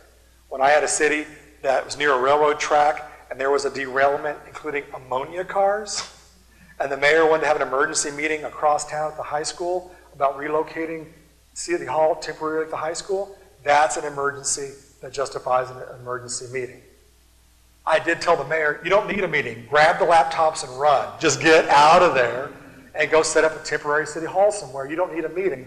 But that mayor was very, very strict about council voting on everything. That's fine. If your meeting runs too long, you can recess to the next day without having posted an agenda for the next day.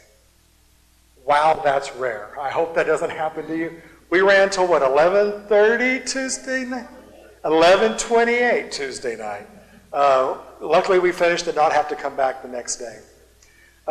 We can have video conferencing where a member of the board or commission is phoning in from another location, but it's video and audio. So everyone in this room has to be able to see and hear everyone on the screen, and everyone on the screen has to be able to see and hear everyone in this room. That can be tough. City of Austin, if you've ever been there, it's a beautiful city hall, beautiful city council chamber. You ever been in there? Oh my goodness gracious. Not just the screens, but microphones all over the place trying to allow for video conferencing but comply with the statute. You're allowed to have a chat room for governing bodies. It's very rare to use. Only the governmental bodies can participate in it, and it's got to be on the home website, and it's open for everyone to look at and watch all the time. Here it's a useful tool for Austin. I don't know anyone else that uses it. I've never once advised a client to use that. I think it's just dangerous. You have to have minutes. The minutes basically say what topics you discussed and what action you took. You do not need a verbatim transcript. It's not required to have a verbatim transcript. Just basically your agenda plus answers. That's really all that's required. You can put a little bit more onto that if you want to. So the essentials of the Open Meetings Act that we just covered are, if it's a meeting, you have to, number one, tell the public in advance what you're going to talk about. Number two, let the public come, watch, and listen. And number three, keep minutes of what transpired. That really is the thrust of the Open Meetings Act, those three things. When it comes to executive session, there are no individual recordings. There are no individual notes. So don't take them. By law, there's only one record of executive session, and that's the city's official copy of those minutes, or some people call it a certified agenda of your executive session. And frankly, I see people feverishly writing down. I dig that. I'm like you. I take lots and lots of notes. I often train myself not to. Your notes that you take during public meetings are public information. Remember that statute we just talked about 30 minutes ago? Do you want me or Anne Franklin to have to call you and ask you to pull out your notes from last month's meeting or a 2 years ago meeting and give us your handwritten notes? So first we can decide, is it responsive? Second of all, decide, is it confidential or not? And third, hand it over to someone. Someone who may hate you, hate me, hate the city, hate democracy in general, or really need some money. And so even though lawyers are used to papering everything, I'm telling you, as a government lawyer, I've had to train myself that I often don't write certain things down. I have to trust this, which is getting harder and harder each year, but I don't want to have to go through my files and dig and decide what's public, what's not. I'm just not creating it in the first place. It's not particularly helpful. But I know for a lot of you, that's how you process. That's how you process information. I can't stop you from doing that. That's not my job to stop you from doing it. I'm just warning you that if you do it, you're creating more records that we're responsible for and have to deal with in this process. And it's quite awkward for records to surface long afterwards when you thought you had complied with the request. Quick story, a gentleman asked about having the separate email accounts. I was city attorney for a town not far from Austin once, when we got an open records request from a lawyer seeking all emails to and from the mayor's email accounts, whatever accounts those may be, from whomever, and to and from the mayor pro tem, whatever email account, for the last 2 years. That's a hefty open records request. So I did what I could do. I called up the lawyer. Hey, we're happy to help you. We're here to serve. I'll get you the data as soon as possible. But what you're asking for is a lot of information. Can you help me narrow it down? Is there a subject, an agenda item, a topic, a time period, a person?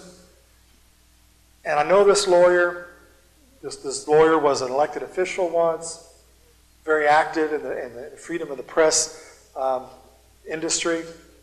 And his response to me was, Alan, I can't tell you what I want because I don't know what you got. Now, when you get a line like that, don't you envision? I should have told you to close your eyes, because I imagine someone sitting up with their leather boots on their desk, smoking a cigar, a hat bigger than their head on their head, and I'm thinking, wow, this is a character that I'm dealing with. Did I mention this open records request came in while the mayor was in Europe? Did I mention that our IT director was also on vacation? And the acting IT director from another company was available, but knew nothing about open records. We had to get into the mayor's house because the mayor chose not only to use his @City Hall email address, he also used his Yahoo account, or whatever it was. And so we had a voluminous amount of information from the mayor and mayor pro tem, their official email addresses, and their personal private email addresses that they used to conduct city business. We had to get all that information, and I just sent one of my junior associates to go live at City Hall for a week and sit there with the city secretary and go through all these documents. We had to print them all out and look at them to decide, is there a reason to fight over this one or not? In the end, what came of it? Nothing. I don't know what he was looking for, but I don't think he found it. And shortly thereafter, the city secretary retired. Is there a connection? I don't know that there's a cause-effect there. But I think that kind of was one of those indications that she may want to get out of the business at that point, because that was such a stressful situation. So why would you conduct it on more than one email address if you don't have to? Why would you take notes if you don't have to? Kind of that whole think before you create thing. And just like with open records, the Open Meetings Act has a darned if you do, darned if you don't penalty system of jail time and fines. So you could have criminal penalties and civil penalties for having unauthorized closed sessions or gathering in groups of less than a quorum for the purposes of circumventing the Open Meetings Act. So you need to be cautious of those. And when you think you're getting close, it's best just to kind of back off. In one case, the city of Alpine challenged the constitutionality of the criminal provisions of the Open Meetings Act. I do think the criminal provisions are unconstitutional as a prior restraint on free speech. But now multiple judges have disagreed with me, so well, what about that? But in the Alpine case, it was one council member calling another saying, hey, I think we need a new engineer on that project. What do you think? I do. I think so too. And then Councilman B called Councilman C saying, well, A and I both think we need a new engineer. What do you think about Bob? And C said, absolutely, new engineer, but I don't know about Bob. So then C called D and said, Bob is out, but can we get Rusty in here? Okay. Was there an intent to circumvent the statute? Or these people, did they all know that they were calling each other? There was no evidence of that. But that didn't stop the DA from indicting them. And so those sorts of things you need to be cautious of. And I don't worry about phone calls as much, or letters, or memos, or even getting together at the local chop house. I worry about social media and Facebook and texting and those sorts of things. So even though you're now all experts in open meetings, and you're now all experts in records retention, there's all this other stuff out there. The statutes don't talk at all about who prepares the agenda or how the agenda gets prepared. That's all a matter of local policy. Each group could have different rules regarding how you establish a quorum. You have to know what your quorum is and be sensitive to that, because that triggers when you have a meeting. How frequently you meet is going to be based on either the ordinance that creates you or the business that's in front of you. The statute's silent on regulating public comment.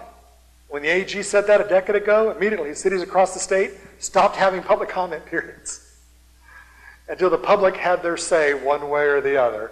And the public will always have their say one way or the other. So the cities reinstituted a public comment portion of their meeting.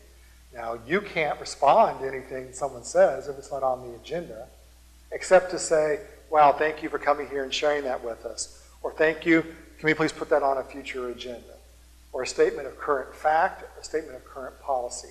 But you cannot engage with anybody during your meetings about topics that are not on the agenda.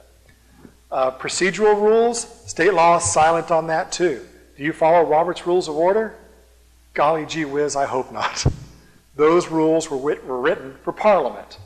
And I think they're a little bit too formal for our smaller groups. The council has adopted a more simplified version of procedural rules. I think that most of you just sort of behave and remember what I hope your mama taught you, then these meetings will go well. And I'll talk a little bit more about meetings when we get to a later segment.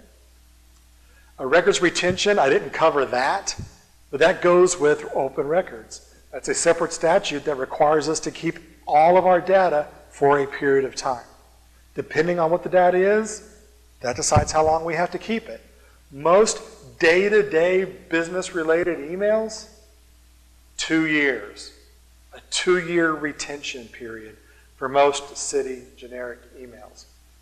Disrupting a public meeting, purposefully being disorder in a public meeting, will hopefully get the chairperson to say, tisk, tisk, please. If that doesn't work, then we arrange for a police officer to tap them on the shoulder. And if that doesn't work, they get escorted out. And I hope you agree with this sequence, Chief. And if they're not nice outside, well, they actually get a trip to jail, because it is a jailable offense to purposefully disrupt a public meeting. We're a democracy, but we're not a circus. And so these should have a level of formality so you board members can conduct your business. And then depending on what you're doing, there's a whole other set of rules. And I pick on P and Z, because even though you comply with the Public Open Meetings Act, you still have to comply with the zoning statute in terms of the notices and the hearings that you're required to have to do certain things like change zoning. So you have to know those. Just putting up your agenda 72 hours in advance is not enough. So now you're going to walk out there and take a break. We've only got one more session left, maybe two sessions left. Please don't forget these 6 things. Assume all data is public. Be terrified of email. Think before you create that message. Know your city's policies and procedures. Assume all gatherings of your boards and commissions are meetings under the statute. And oh my gosh, please be careful of email. The last slide I give you is some decent resources. The Texas Municipal League, you just go there and Google it. They have papers and presentations and articles on these topics. I'll give the Attorney General's office credit for one thing and one thing only. Their open meetings and open records handbooks are very good, and their ethics handbook on state law is very good. You can find those on the AG's website, download them for free, get them bound, put them in a binder, whatever you want. Just bookmark them on your computer, which is what I do.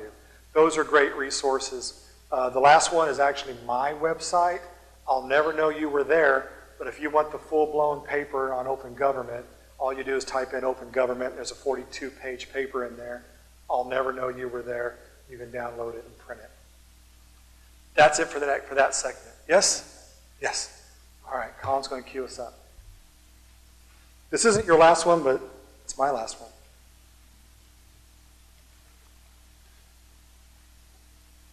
I was specifically asked to provide a presentation on what I, as a city attorney, think make for good board and commission members. As I mentioned, I've got a bit of perspective. These are my opinions only. I did not vet these for the city council, Linda, or anyone else. If you absolutely hate them, fine, blame me. Heck, don't email me or text me. Ask me to meet you for a sandwich or something. And we can discuss it offline. I don't bill for when my mouth is full of food, so we'll talk and eat. You can tell me where I missed the boat. But I've been doing this a long time. My firm, I opened up my own law firm 16 years ago. We've served 145 cities since then. We bill about 30 cities a month. We have 20 lawyers. And so just so you wouldn't get my opinion, I polled my 20 lawyers, which I've never done before, and asked them to send me their 1 or 2 characteristics that make for a good board or commission members. And so you will see those reflected in these slides. I hope you find them useful. I've sat through probably more meetings than anybody else in this room. Jerry might arm wrestle with me. I think in my career I've sat through more meetings. Hopefully you find this information helpful. Boards and commissions such as yours can be vital. I think that you are a key to our particular American brand of representative participatory democracy. And I think that you are all created and then individually appointed to serve a very crucial function. And that's why I think the city is expending this time and resource to be here. However, y'all can also be a significant drain. I can't read, my eyesight's going with age. A significant drain on staff time where staff's wondering, why are we doing this? Why does the city council hate us and make us have this board or commission? We all know what needs to be done, just let us do it. I don't think we're there in Bastrop, but we could be. You can be a source of a great deal of distractions and disruptions. You can create liability. Oh my gosh, the cities in North Texas, I'm thinking about Frisco and some of those, where the city is sued by special interest groups representing people that are in disadvantaged communities and protected classes because some P&Z member blurts out at a hearing, no, we can't lower the lot size and change the zoning. If we do, well, we'll have lots of those people. Can I just let you fill in the blank as to who you think those people are? Like guys like me who can't afford 5-acre lots? What kind of people are you talking? People with Z's in their names? I don't know. But these stories are real. And there's a history of Texas having zoning liability, not because of what the city manager did or the city council did, but because of statements that are discriminatory in effect made by volunteer board and commission members. Why are you doing that? Who writes those big fat checks most of the time? The city. And where does the city get its money from? And so you're not serving the city very well if you do those sorts of things. I've known of board and commission members who have themselves harassed city staff members and caused staff members to file grievances and lawsuits against the city because of actions done by volunteer citizen advisory boards and commission members. So y'all are a source of great joy and input and expertise to the city. Or there's the other thing you could be. I'm hoping the fact that you're spending your Thursday night here means you're the first kind. If you're going to be successful, know what your function is. And this can change board to board. This can change meeting to meeting. Are there specific tasks you're supposed to provide? Are you here to solve a problem, and so you're spotting issues and figuring out where the weaknesses and vulnerabilities are? Are you the visioning board that decides what Bastrop looks like in 50 or 100 years? Or you listen? Well, that's a good thing. Sometimes our first bulkhead is the board or commission. It's planning and zoning. Let the natives come and throw their spears and yell and scream there, and they'll calm down by the time they get to council. Or P&Z gets people riled up, and then they go march on council. I've seen it both ways. Are you legislative in nature? You're helping the city council, the ultimate legislative body, adopt new rules and regulations. Are you administrative? Well, if P&Z is approving plats, either a plat complies with the rules or it doesn't. And if it complies, it gets approved. That's a quasi-administrative function that a group of citizens are tapped to deal with. Are you adjudicatory or an appellate body? Clearly, Board of Adjustment. Zoning Board of Adjustment is absolutely a quasi-judicial appellate body. So you have to run through this list and know what hat are you supposed to wear when you walk into your meeting. Well, you're not the only ones in the meeting. To be successful, you've got to be mindful of the other players in this game we call democracy. There's, of course, the city officials, the mayor and council that appointed you, the staff that serves you, the other volunteers, the contractors that get hired, often engineers, architects, historians, those kind of people. There are the citizens who are not just your neighbors. They're not just the voters. We also serve people who come here just to work during the day, or the business owners who may own property but actually live outside the city. There's the folks that come up to this podium when it's turned the opposite direction. They're asking for something from us. Please give me this permit, give me a variance, give me a contract, or please don't do this to me. Don't do it. There are special interest groups. We're not just talking about the tree huggers. They exist, but every group has some group that advocates on their behalf. Are they business interests? Are they preservationists? Are they tied to race, religion, education? They have a seat in this chamber as well. There's the regulators. We deal with the state. We deal with the county. We deal with the federal government. There's the media. They have a seat at every council meeting, and they're reporting, sometimes tweeting live during our meetings what's going on. Not only do they have a seat at this chamber, we give them a table also. All the other utilities that we deal with, whether it's Blue Bonnet or Aqua, whether they're government or private, are involved in our meetings. Neighboring communities. We don't live in a bubble. One thing I always admired long before I ever came to work here was some of the synergy that's always existed, that I've always seen, between Elgin and Smithville and Bastrop. Y'all market as a triumvirate to the outside world. That sort of thing is pretty powerful stuff. Most regions don't have that going for themselves. And then, of course, there's the judiciary. Most of what I do is designed to withstand scrutiny if we ever land in front of a judge. I hope we don't get there. Don't want to spend my time or your money that way. But sometimes we do need to get there. You need to be thinking about that too.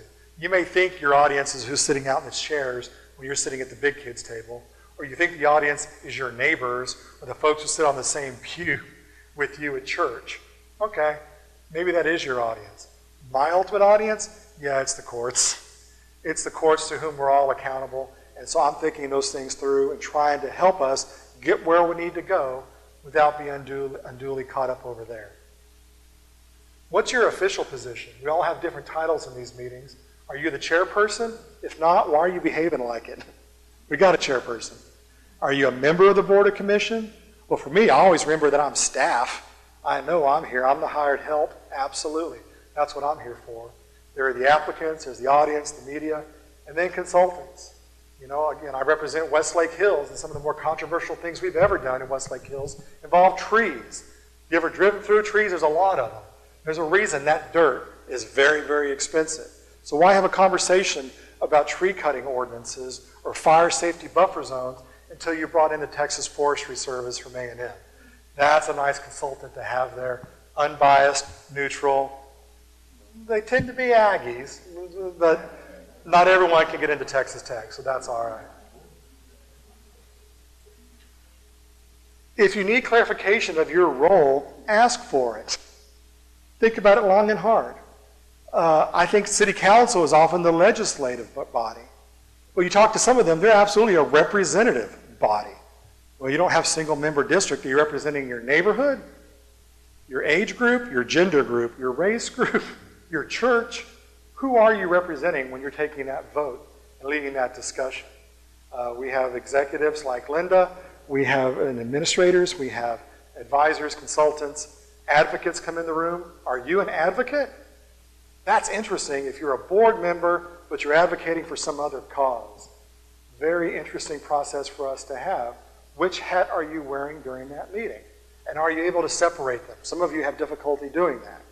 But at least think about what your role is when you're serving in that capacity, which sometimes might mean you have to step down off the dais or miss a meeting if you've got some internal conflict going on. Are you just a commenter? You're not for it or against it, but you feel your job on the board is just to share some wisdom you've collected over the years. And then sit back. That can be all right. Sometimes you're the subject matter expert. Oh my God, pick on Mayor Connie because she's tough and she's like, you don't have broad shoulders, you got strong shoulders. She's not the city engineer. Jerry is. But gosh, sometimes having a civil engineer on the board called the city council is an extremely helpful thing to have. Some of you have attorneys on your board. You didn't hire that person to represent you, but they provide something. Maybe it's a real estate professional. Sometimes your boards turn to you because of your subject matter expertise. So in that split second, you have to think, what is my role here? And am I comfortable being the subject matter expert on this board when I'm really a voting member of the board? Do I want to do that? Do I want to ask the city to bring in an expert? That's a conversation for you to have. I don't have any advice or recommendation on that. For some of you, you're the information gatherer. In between meetings, you're out there on the internet. You're out there meeting people, talking to people, gathering up information, pestering, conversing with staff, and getting them to bring some more material forward for that next board meeting. That can be a very important role for some of you.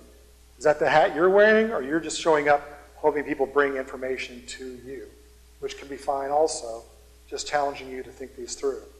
And then there's the observer, who doesn't really have much of an opinion one way or the other, doesn't contribute much to the information gathering, doesn't contribute much to the debate, but they're there to watch and look and listen and kind of go with the group. Which one are you? And does it change meeting to meeting? Does it change topic to topic? Have you ever had that level of mindfulness about what is your role in this drama this time around? And are you comfortable with that? Is that why you were appointed? Do you think that's in the best interest of the city of Bastrop as a community? So now I'm picking on my chair people. Come on, chairperson, chair, chairwoman, chairman. How many do we have in the room? Come on. 2, 3, 4, 5. Vice chairs also. Because you may be the chairperson. Chair is absent. This is just my pointers for the chairperson. This ain't law. This is what I've seen healthy, successful cities do over many years. If you're not doing this and you're having some troubles with your board, then maybe this is cause to rethink your approach. If your board's functioning fine, then you're free to disregard what I have to say. But the first thing I think a chairperson does is they focus on the process, not the outcome. If you walk in knowing what you want the answer to be, and you're just going to shove it down the board's throat, all right. But I think maybe you'd be better served as a member of the board and not as its chairperson.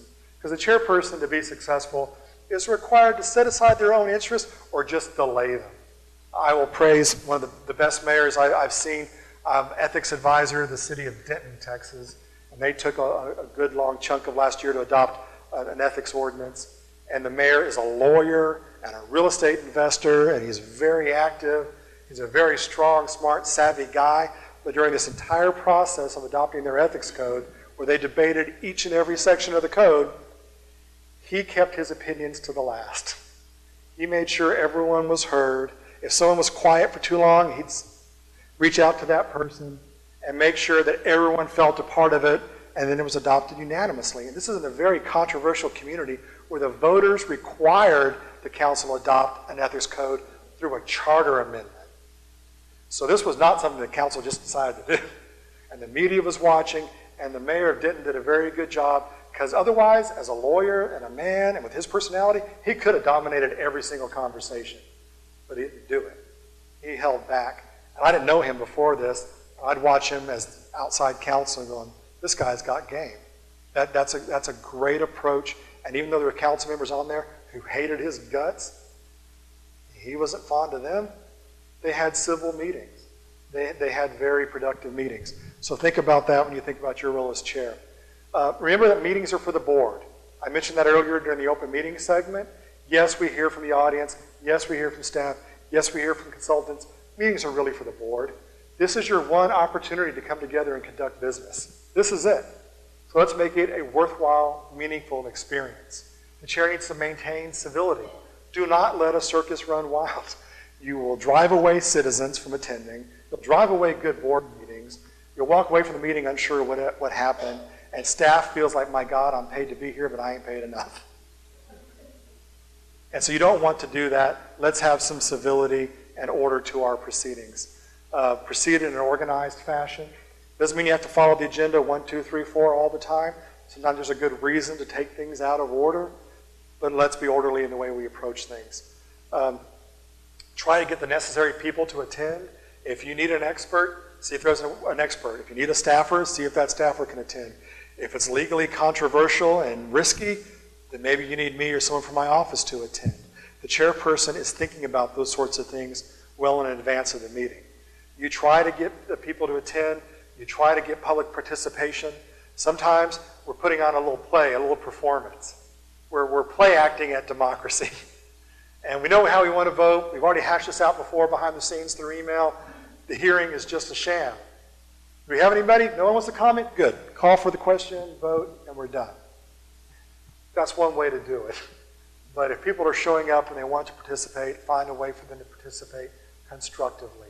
And if we require them to sign up in advance, we require them to give their name and address, we limit them to 3 minutes, those are all reasonable rules that we're allowed to do to provide order and some dignity to our proceedings.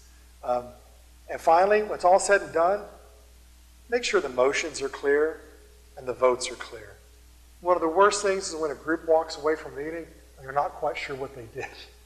And later they're all scrutinizing the minutes and arguing about the minutes. That's not what I think happened. So now we're looking at the written minutes and the tape recording, and folks are arguing because they weren't sure what really happened, and yet the chair let the meeting move on or adjourn anyway.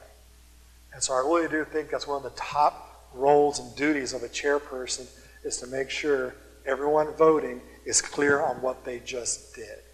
And that hopefully makes you feel like your time was well spent and not wasted. So here is our traits. This is the compilation of traits from the lawyers at my law firm, all of whom are municipal lawyers across the state. Is the first one a tough one? The fact that you're here means you're probably not the ones we're worried about. Show up. And here's the deal. If you can't show up, quit and go away.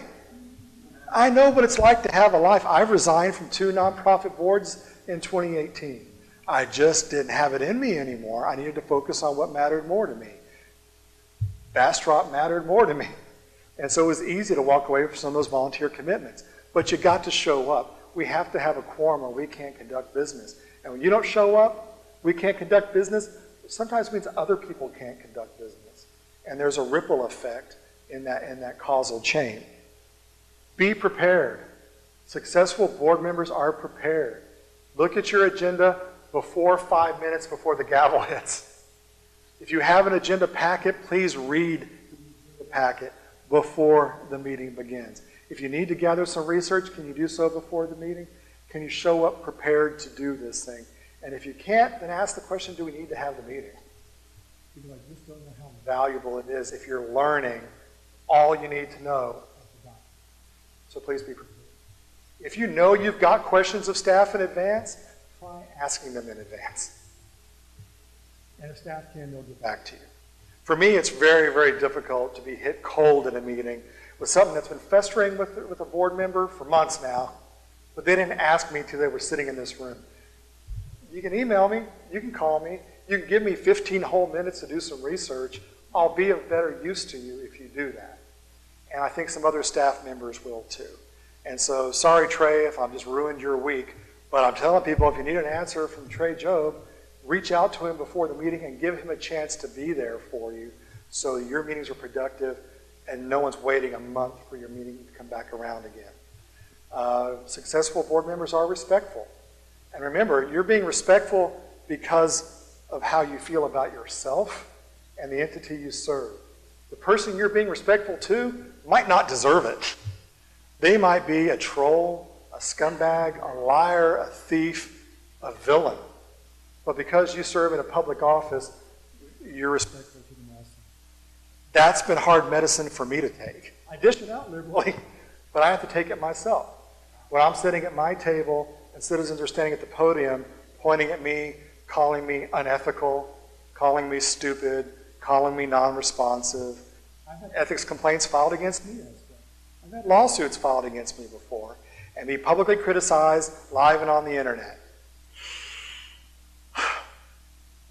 And I still kept my cool.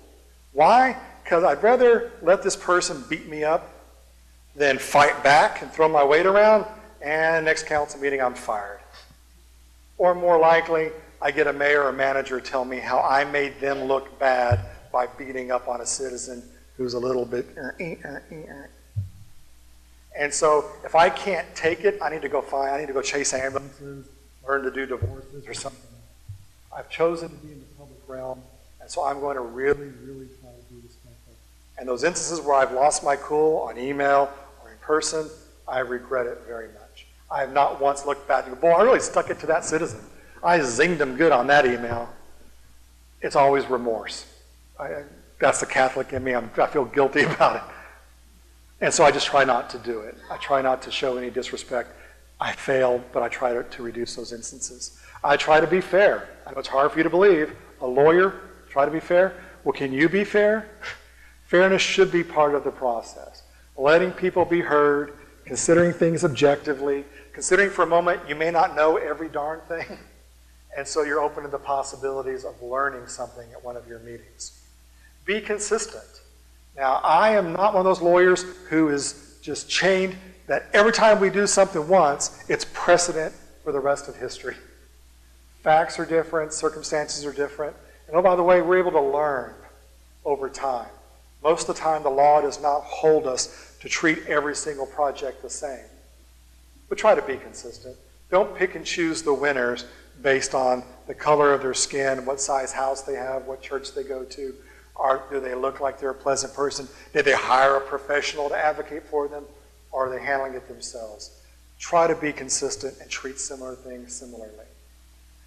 Successful board members are brave and speak up. I've seen so many good, smart people that are nervous, they're unsure of themselves, and they just don't feel safe speaking up and asking a question. Well, I don't think you would have been appointed to your board or commission if the mayor and council didn't think that you had something to contribute. So be brave. Don't be so embarrassed. This one's a tough one, but if you're not ready to act, don't do it. Be prepared. Don't say, I want to table this because I didn't read my agenda packet.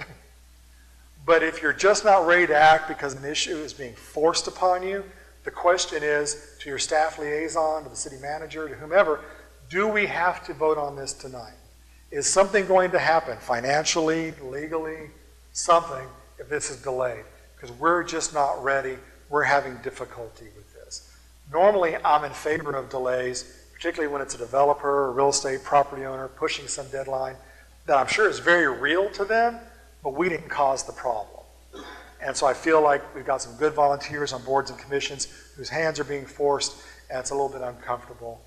Speak up and ask the question, is it vital we do this tonight, or can it be postponed? Other traits of successful board members: if you're in a quasi-judicial capacity, like your zoning board of adjustment, avoid ex parte communications. Avoid talking to one side or the other outside of a meeting. Meetings are where you should be getting most of your information from the applicants, from the opponents. If you're going and you go walk the site with the property owner, but you don't go walk the site with the neighbors and talk to them, are you really being fair? Well, that's why I usually say don't go walk the site. Why also? Because I like decisions made in this room because there's a record of what went on in this room. And if we get sued, we're going to be sued based on what happened in the record or didn't happen in the record. We're not going to be sued over what you may or maybe didn't do on some field trip one day. Now, I know a lot of you disagree with what I just said, and you love your field trips. Okay.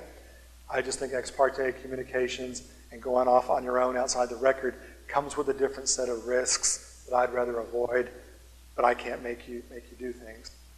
Don't disclose executive session data. Whether the law allows you to or not, whether it's an ethics violation or not, just don't do it. It's bad policy, it's a bad idea, it's bad faith with those around you. Successful board members don't do that. Don't have discriminatory motives. I think if you've got an issue with low-income families, if you have an issue with single moms, if you have an issue with people of racial, ethnic, diverse areas, if you have an issue with homosexuals or anything else, I really wonder, do you belong on these boards or commissions? Because you can have those views, and your views may be absolutely correct. I'm not here to debate that. But when you act upon those views as a member of our family, you're incurring liability for my clients. And I would rather us spend our money doing positive things like building wastewater treatment plants and paving streets and planting trees, and not spend it all at the courthouse. And so I don't act on those personal beliefs. I would hope that you don't either. Anticipate your conflicts in advance. When you're looking at an agenda item and you're thinking about a meeting, ask yourself, do I have a stake in this? Does my spouse? Do my kids? Do I need to look at the ethics ordinance? Do I need to bow out on this? Bringing it up for the first time during a meeting is allowed, but it's not preferable. You haven't given us any chance to research it and help you. You haven't even really given yourself a chance to think about it. So try to anticipate those conflicts before you walk in the room. If you have a question, call me. Call the city manager. Call your department head liaison. Know the city's rules and follow them. All of our rules are online. We have a great code of ordinances online. You can word search, you can copy, you can paste, you can ask questions, know the rules. Successful board members are good stewards of the city's resources, including staff time. You're not just generating busy work for the handful of employees that we have here that do a lot of work. It needs to be meaningful, it needs to be important. Don't view it as though it's an endless pot of money in cash or staff time to spend on your projects.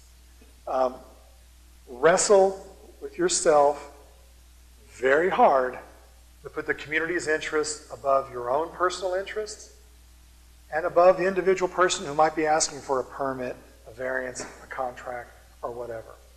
We're here to safeguard the interests of the community as a whole, and that should be the top priority. I was at a council meeting last night where I was very sympathetic to the neighbors.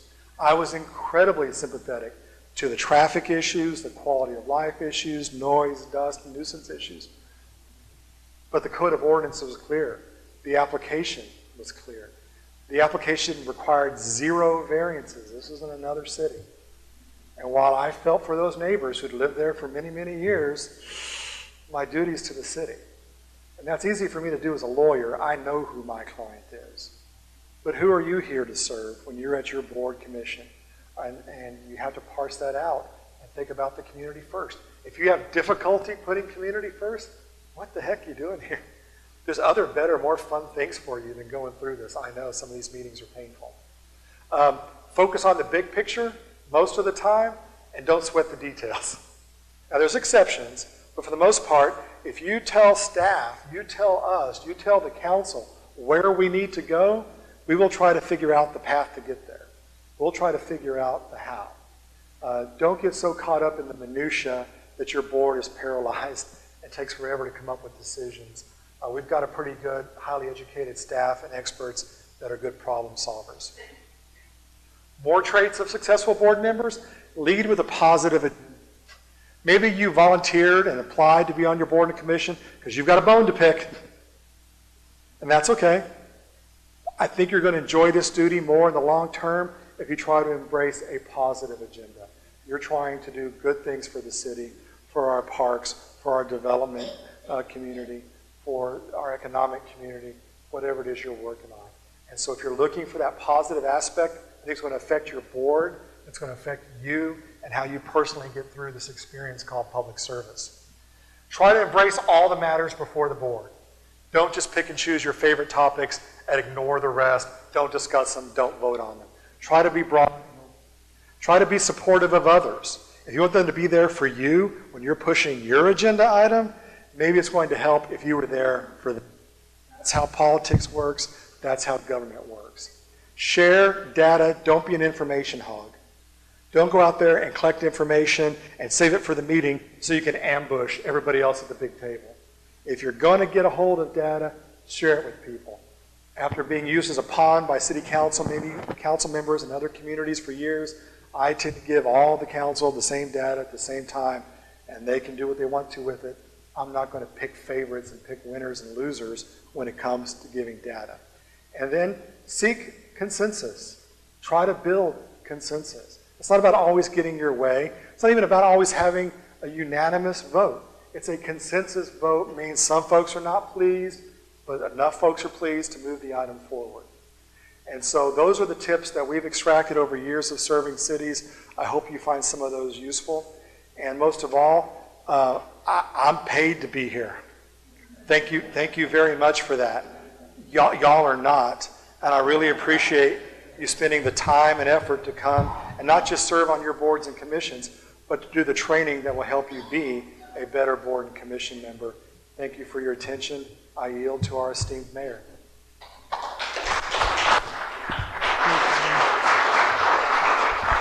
Now you know why council really is very, very pleased with our city attorney. He just, what you saw is what we see in executive session, is what he writes in very few emails that he does write to me. And he's a pleasure to work with, and you can see he brings a level of professionalism that just makes it really proud, because I make a whole $150 a month. So council's in it for the money for sure. The good news is you are absolutely going to get out early. I do want to share just a tiny bit of information with you. They're in the big house in Austin, and they are not necessarily helping us out. And I was interviewed on a podcast several months ago, and I was asked the question, if the governor was listening to the podcast, did I have anything to say to him? And shockingly, I did. My comment was, I am as interested in Governor Abbott helping me run the city of Bastrop as he is in the federal government helping him run the state of Texas. So there is a reason that we're nonpartisan. Everybody's heard it. The potholes aren't Republican or Democrat. When you flush your toilet, it's not Republican or Democrat.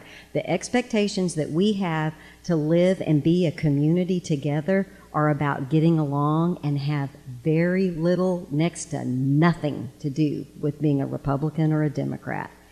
There is a huge issue going on. On January 9th, I was at the Capitol. I was invited to, Alan helped me be invited to this. I went to the governor's policy, met with the policy folks, and they've come up with this great idea to put a limit of 2.5% on all property tax.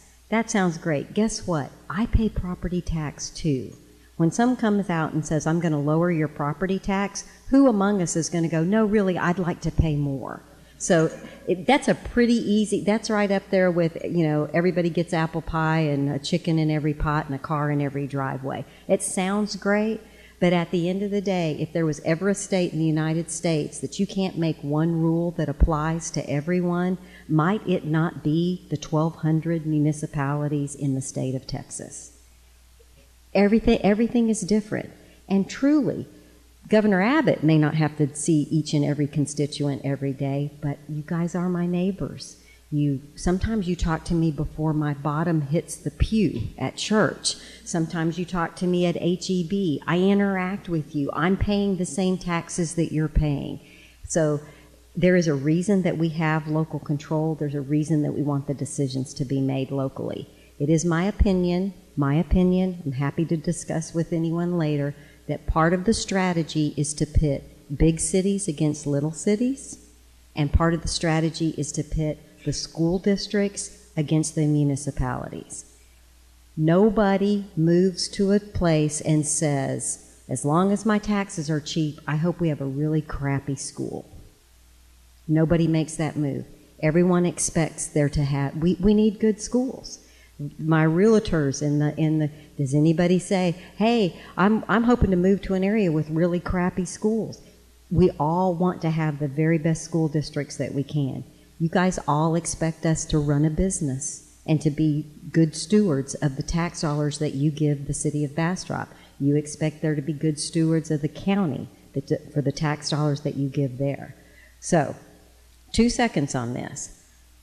The state of Texas is contributing the smallest amount they have ever contributed to the education of our kids. It used to be 50%. In general, it was the state gave 50% and local taxes paid 50%. We have an equation for paying for public education that no one understands. You throw in Robin Hood, all of the crazy rules, and what has happened is the state is now contributing 38% of what it costs to educate our schools. Guess who's making up the difference? And here we are. the rules are so crazy. There are some school districts that literally are building indoor Olympic pools because they have so much money and they have nothing left to spend it on. And then you have other school districts that can't afford to keep the air conditioner running. It's insane, and it's got to change. When you paid your property tax, you guys already know this, for fiscal year of 18, BISD was what % of your total property tax bill? Realtors should know this. I told you at the Board of Realtors meeting. What % of your property tax, annual property tax, what % school district last year? 56%. Yes! The county was 23%. The city was 21%. This fiscal year, BISD is 56%. The county's 22%, and the city is 22%. So Governor Abbott says, you poor property taxpayers, I am going to fix it for you.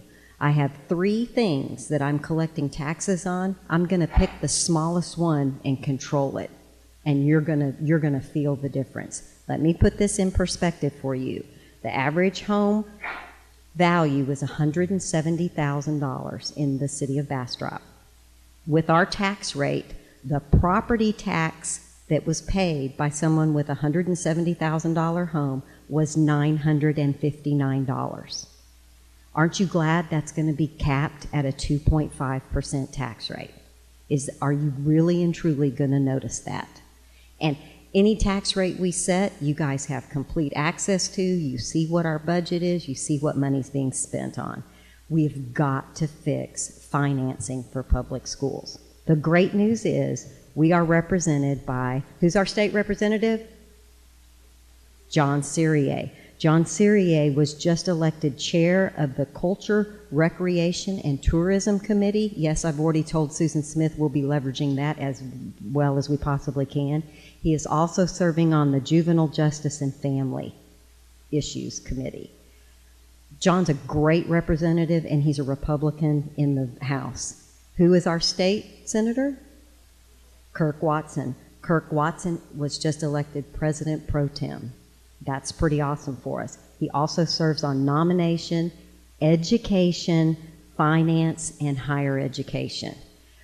One of the things that I love about Kirk Watson is he used to be a mayor.